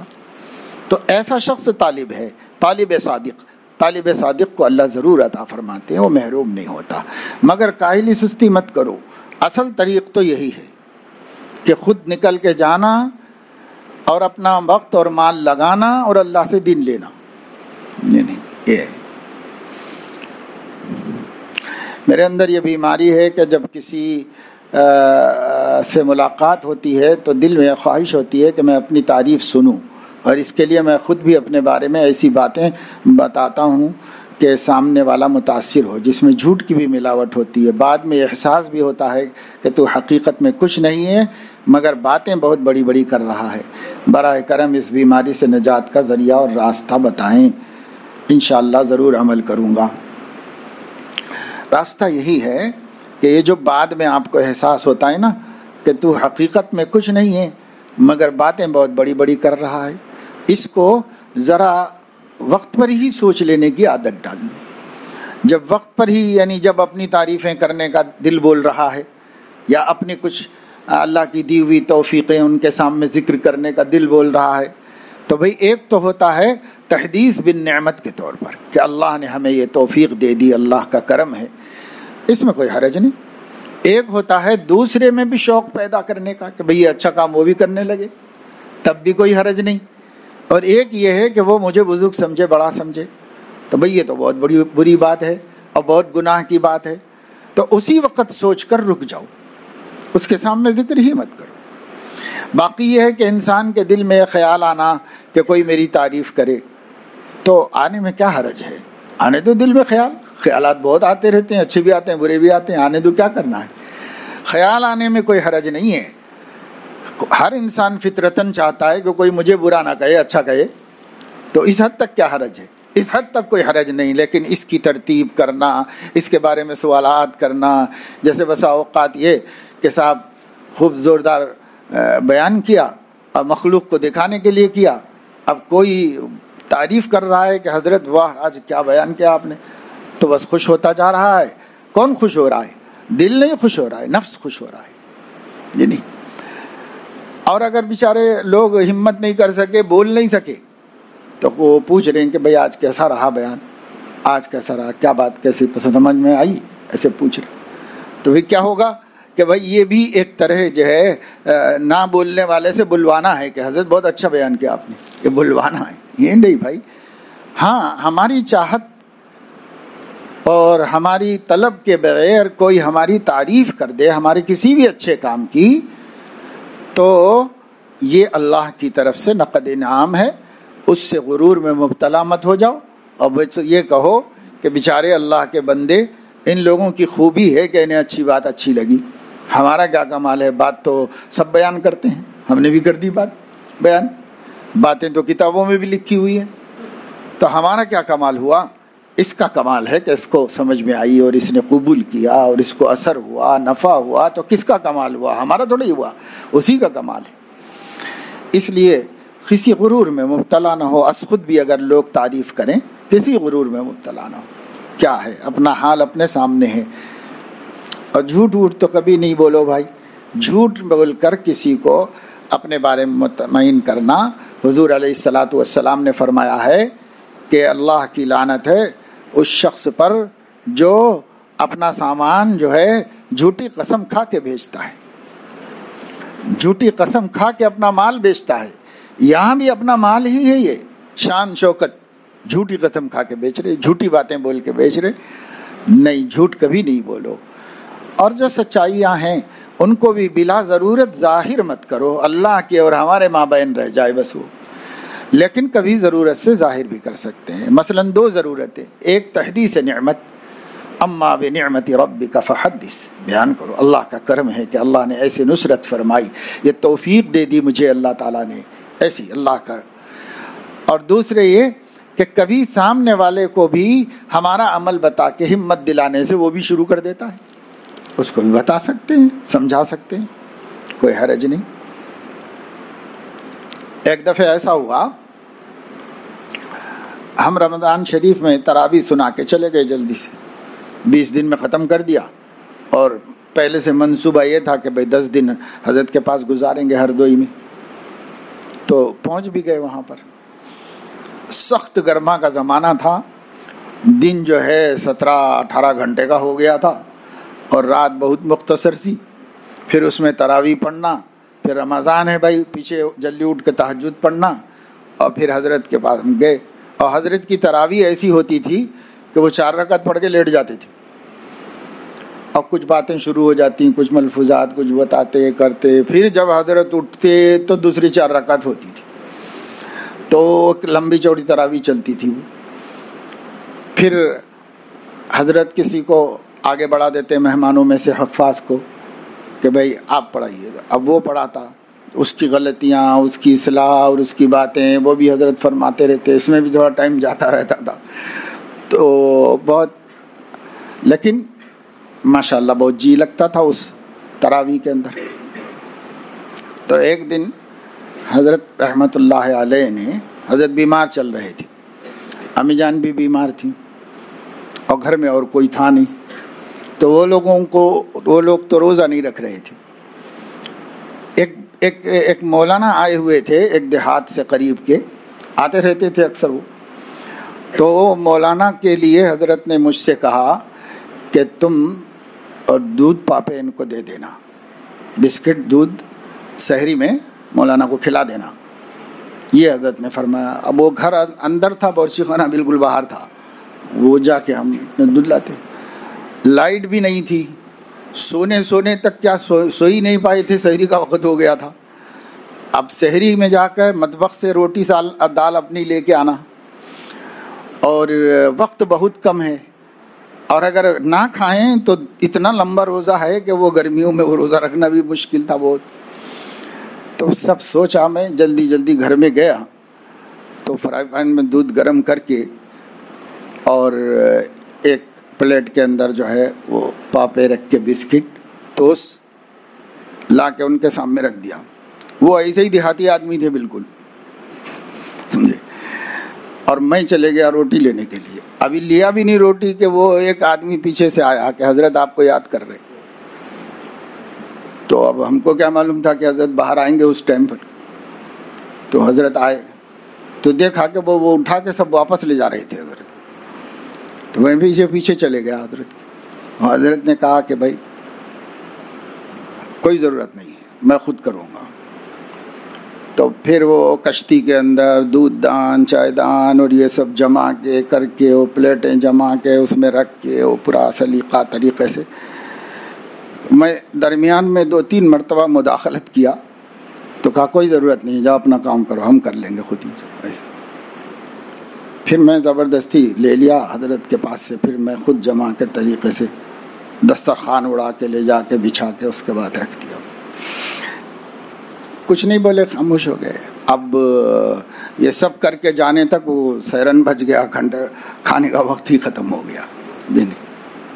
چلو ٹھیک ہے جو بھی ہے، لیکن فجر پڑھ کے آئے تو نیند بھی نہیں آ رہی تھی، بے چینی ہو رہی تھی، پھر کہ درخواست لکھ کے رکھ لیا معافی کی، لیکن کب موقع ملے گا۔ تو 7 بجے حضرت دفتر میں آئے، لے جا کر کے درخواست دے دیا۔ بہت رقیق القلب تھے، بہت رحم دل تھے حضرت، ڈانٹتے تو تھے بہت، غصے میں آتے تھے، لیکن وہ ایسے ہی تھا، بس اوپر کا ختم۔ تو آپ دیدہ ہو گئے، ہتھیلیوں سے آنکھوں کو پوچھا، اور اس کے بعد قلم اٹھا کے اس کے اوپر لکھا دل سے معاف ہے، اور دے دیا ہاتھ میں، اور اس کے بعد یہ فرمایا کہ بھئی میں کیا چاہتا ہوں، میں چاہتا ہوں کہ کچھ سیکھ لو تم لوگ، دیکھتے نہیں میں علماء کا کتنا ادب کرتا ہوں، تو دیکھ کے بھی نہیں سیکھا تم نے، ایک عالم ہے ان کو ایسے کھانا کھلایا جاتا ہے، یہ عزت ہے ان کی۔ تو کہا کہ حضرت آئندہ خیال رکھیں، کہ ہاں بھائی آئندہ رکھو، میرا منشا یہ ہے کہ سیکھ لو، بس یہ ہوتا تھا۔ تو یہ اپنے کو پیش کرنا، تحدیث نعمت بتا رہا ہوں میں آپ کو، حضرت نے اپنے کو پیش کیا کہ مجھے دیکھتے نہیں ہوں میں کہ علماء کا کتنا اکرام کرتا ہوں، تو یہ ہے۔ تو کسی کو سکھانے کے لیے اپنے بچوں کو، شاگردوں کو اپنا عمل بتانے میں کوئی حرج نہیں، لیکن تعریف سننے کے لیے نہیں۔ نیک بننا چاہتا ہوں، کوشش کرتا ہوں پر ناکام، یہ تو ہو گیا، سب ہو گیا۔ میرے ماموں جان کا انتقال ہو گیا، ان کی جائیداد پر مامی قابض ہو گئی ہے، وہ جائیداد کا حق وہ رسا کو نہیں دے رہی ہیں، کیا اس کے لیے قانونی کارروائی کی جا سکتی ہے؟ برابر کر سکتے ہیں آپ، جس کا حق ہے وہ کوشش کرے اور اسے حاصل کر لے۔ ہمارے علاقے میں بریلوی علماء کا غلبہ زیادہ ہے، ہمارا ان سے تعلق رکھنا کیسا ہے؟ بس اخلاقی طور پر رکھنا چاہیے اور دل میں یہ نیت کرنا چاہیے کہ ہمارے حسن اخلاق سے وہ ہماری طرف مائل ہوں اور سنت کی طرف جھکیں، اس کے لیے کرنا چاہیے بس، باقی ان سے کچھ سیکھنا سکھانا نہیں چاہیے۔ خودرائی کا کیا مطلب ہے؟ خودرائی کہتے ہیں، خودرائی فارسی زبان کا لفظ ہے۔ خود تو خود کو بولتے ہیں اپنے کو، رائے کو بولتے ہیں، رائے معلوم نا، رائے یعنی فیصلہ۔ تو خود رائی کا مطلب ہوتا ہے اپنے فیصلے خود ہی کر لینا، کسی بڑے کی ضرورت نہیں ہے، خود ہی کر لینا فیصلے۔ ایسے لوگ جو ہیں وہ بہت زیادہ خسارے میں رہتے ہیں، اور ایسے لوگوں کی کبھی تربیت نہیں ہوتی جو خود کرتے ہیں فیصلہ۔ خود نہیں کرنا چاہیے، یہ بڑا مرض ہے، بڑا مہلک مرض ہے۔ حضرت رحمت اللہ علیہ خود رائی نکال دیتے تھے، مسلسل پیچھے لگتے تھے ہر چیز پر، کس سے پوچھ کے کی؟ آپ کو کس نے کہا تھا ایسا کرنے کے لیے؟ کسی کو نہیں کرنا۔ حتیٰ کہ اس معاملے میں تو حضرت اس قدر حساس تھے کہ دسترخوان پر اگر کسی کے سامنے پلیٹ رکھی گئی اور وہ بازو والے کو دیتا ہے، اپنے ادھر بازو والے کی طرف بڑھا دیتا ہے، اس پر بھی حضرت فرماتے تھے کہ آپ کو کس نے منتظم بنایا ہے؟ آپ مہمان ہیں، ہمارے آدمی جو کر رہے ہیں وہ کرنے دیجیے، آپ کو کیا حق ہے؟ نہیں۔ اگر بسکٹ لا کے رکھے گئے، وہ سامنے کسی دوسرے کی طرف بڑھا دیے، تو حضرت فرماتے تھے کہ آپ کے کس نے یہ کام دیا ہے؟ آپ کو چائے پینے کے لیے بلایا گیا ہے، ہمارا آدمی جہاں رکھا ہے وہیں رہنے دیجیے، آپ کیوں کرتے ہیں اپنی طرف سے؟ تو کسی چیز کو کرنے نہیں دیتے تھے، سمجھے نہیں؟ تو اس طرح اور خودرائی کی مرض کو ختم کرنا چاہیے۔ خودرائی کا مرض ہے کہ آدمی جو سمجھ میں آیا کر رہا ہے، جو سمجھ میں آیا کر رہا ہے، یہ نہیں ہونا چاہیے۔ اپنی کب ہوتا ہے ایسا؟ جب خود ستائی کا مرض پیدا ہوتا ہے، آدمی اپنے کو بہت قابل، لائق اور بزرگ سمجھتا ہے، اور ضرورت نہیں سمجھتا کہ مجھے بھی کسی کی اطاعت کرنا ہے اور میرا بھی کوئی بڑا ہونا چاہیے۔ جب اس کی ضرورت نہیں سمجھتا تو خود رائی کرتا ہے۔ اور اگر کسی کو بڑا مانتا ہے اور یہ مانتا ہے کہ میں ناقص ہوں، مجھے کسی کی ضرورت ہے، تو وہ خود رائی نہیں کرتا، وہ پوچھتا ہے۔ جیسے میں نے ابھی آپ کو استاذ کی مثال دی کہ سب اتنے لوگوں سے کہا گیا تھا، سب نے اپنی رائے سے نصیحت کی، لیکن ایک بندے سے کہا گیا تو اس نے اپنی رائے سے نصیحت نہیں کی، اس نے فوراً شیخ کو لکھا کہ کیسے کروں یہ کام، ایسے کروں۔ وہ سمجھتے تھے کہ میں محتاج ہوں اپنے بڑوں کا۔ جو اپنے کو محتاج نہیں سمجھتا کسی کا، وہ کیسے ترقی کرے گا؟ بالخصوص اس راستے میں تو ترقی نہیں ہوتی جب تک آدمی اپنے آپ کو فنا نہ کر دے، اپنی حیثیت جو ہے اپنی نظر میں گر جائے۔ بس نمازیں ادا کرتا ہوں، دل متوجہ نہیں رہتا، کبھی نمازیں چھوٹ بھی جاتی ہیں۔ نماز چھوٹنے کا تو کوئی سوال نہیں ہے بھائی، نماز تو چھوڑنے کا ہمیں کیا اختیار ہے؟ اللہ نے فرض کر دی ہیں تو کوئی نہیں چھوڑ سکتا، اس لیے وہ کبھی نہ چھوٹے۔ البتہ دل نہیں لگتا تو کوئی حرج کی بات نہیں ہے، متوجہ رہے دل یا نہ رہے، نماز پڑھو، فریضے کو ادا کرتے رہو، یہ بھی بڑی کامیابی ہے۔ دل بھی کسی دن لگ جائے گا انشاءاللہ تعالی۔ بس اب آپ لوگ جو مسافر ہیں، تھکے تھکائے ہوں تو آرام کا تقاضا ہو تو آرام کر لیں، اور نہیں تو تلاوت میں مشغول ہوں اور اللہ کا ذکر کریں۔ بہت سے لوگوں کو لغویات کی عادت ہے، وہ خانقاہوں میں جا کے بھی اپنی عادتیں نہیں چھوڑتے۔ ایک دن کے لیے تو چھوڑو بھائی، بے ضرورت بات مت کرو، بس ضرورت کی بات کر لو. کوئی نظر آ جائے ساتھی پرانا، خیر خیریت، السلام علیکم، کیسے ہیں، کیا ہیں، 1 منٹ 2 منٹ، اور اس کے بعد خود بھی کام میں لگ جاؤ، اس کو بھی کام میں لگا دو. انفرادی اعمال، رجوع اللہ کرو، اور قرآن مجید کی تلاوت کرو، اللہ کا ذکر کرو، درود شریف کی کثرت کرو. سب چیزیں قلب کو نورانی بنانے والی ہیں. ان اعمال کے اندر لگنا چاہیے. اور لغویات اور فضولیات سے تو قلب کا نور بھی سلب ہو جاتا ہے. اس لیے نور قلب کو سلب ہونے مت دو. اعمال صالحہ میں لگے رہو، اچھی بات کرو بس، اور اچھے کام کرو، تو اس سے برکت ہوگی انشاءاللہ تعالی. اور یہاں تو چونکہ بھائی تفریح کے لیے تو آئے نہیں ہیں، بڑا مسئلہ لے کے آئے ہیں کہ ہم اللہ کے نیک بندے بن جائیں، تو بڑی ضرورت لے کے آئے ہیں. اسی ضرورت کے حساب سے رجوع اللہ رکھو، اللہ کی طرف رجوع ہو، مانگتے رہو، طالب صادق بنو. اللہ تعالیٰ ہی دینے والے ہیں، کوئی کسی کو کچھ نہیں دیتا اللہ کے علاوہ.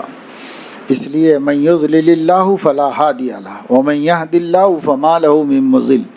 کوئی نہیں بھٹکا سکتا اگر اللہ ہدایت دے دے، اور اللہ ہدایت اٹھا لیں تو کوئی ہدایت دے نہیں سکتا. اس لیے اس میں لگے رہو، کام میں رجوع اللہ کرو. یہ بہت بڑی چیز ہے. اور اللہ سے مانگتے بھی رہیں کہ اللہ پاک، ہم نے اپنا تھوڑا پیسہ لگایا ہے، وقت لگایا ہے، سفر کر کے تھکے ہیں، ہمارا کوئی مقصد نہیں ہے سوائے آپ کے، آپ کو پانا چاہتے ہیں، آپ کی محبت اور رضا کو پانا چاہتے ہیں، بس ہمارا یہی مقصد ہے. اس مقصد کو اپنے کرم سے پورا کر دیجیے. یہ اللہ سے مانگ کے لو. دینے والی ذات اللہ ہی کی ہے، اور اسی کے عطا سے ملتا ہے اور کسی طرح نہیں ملتا. اللہ تعالیٰ اپنے فضل و کرم سے توفیق عمل نصیب فرمائے.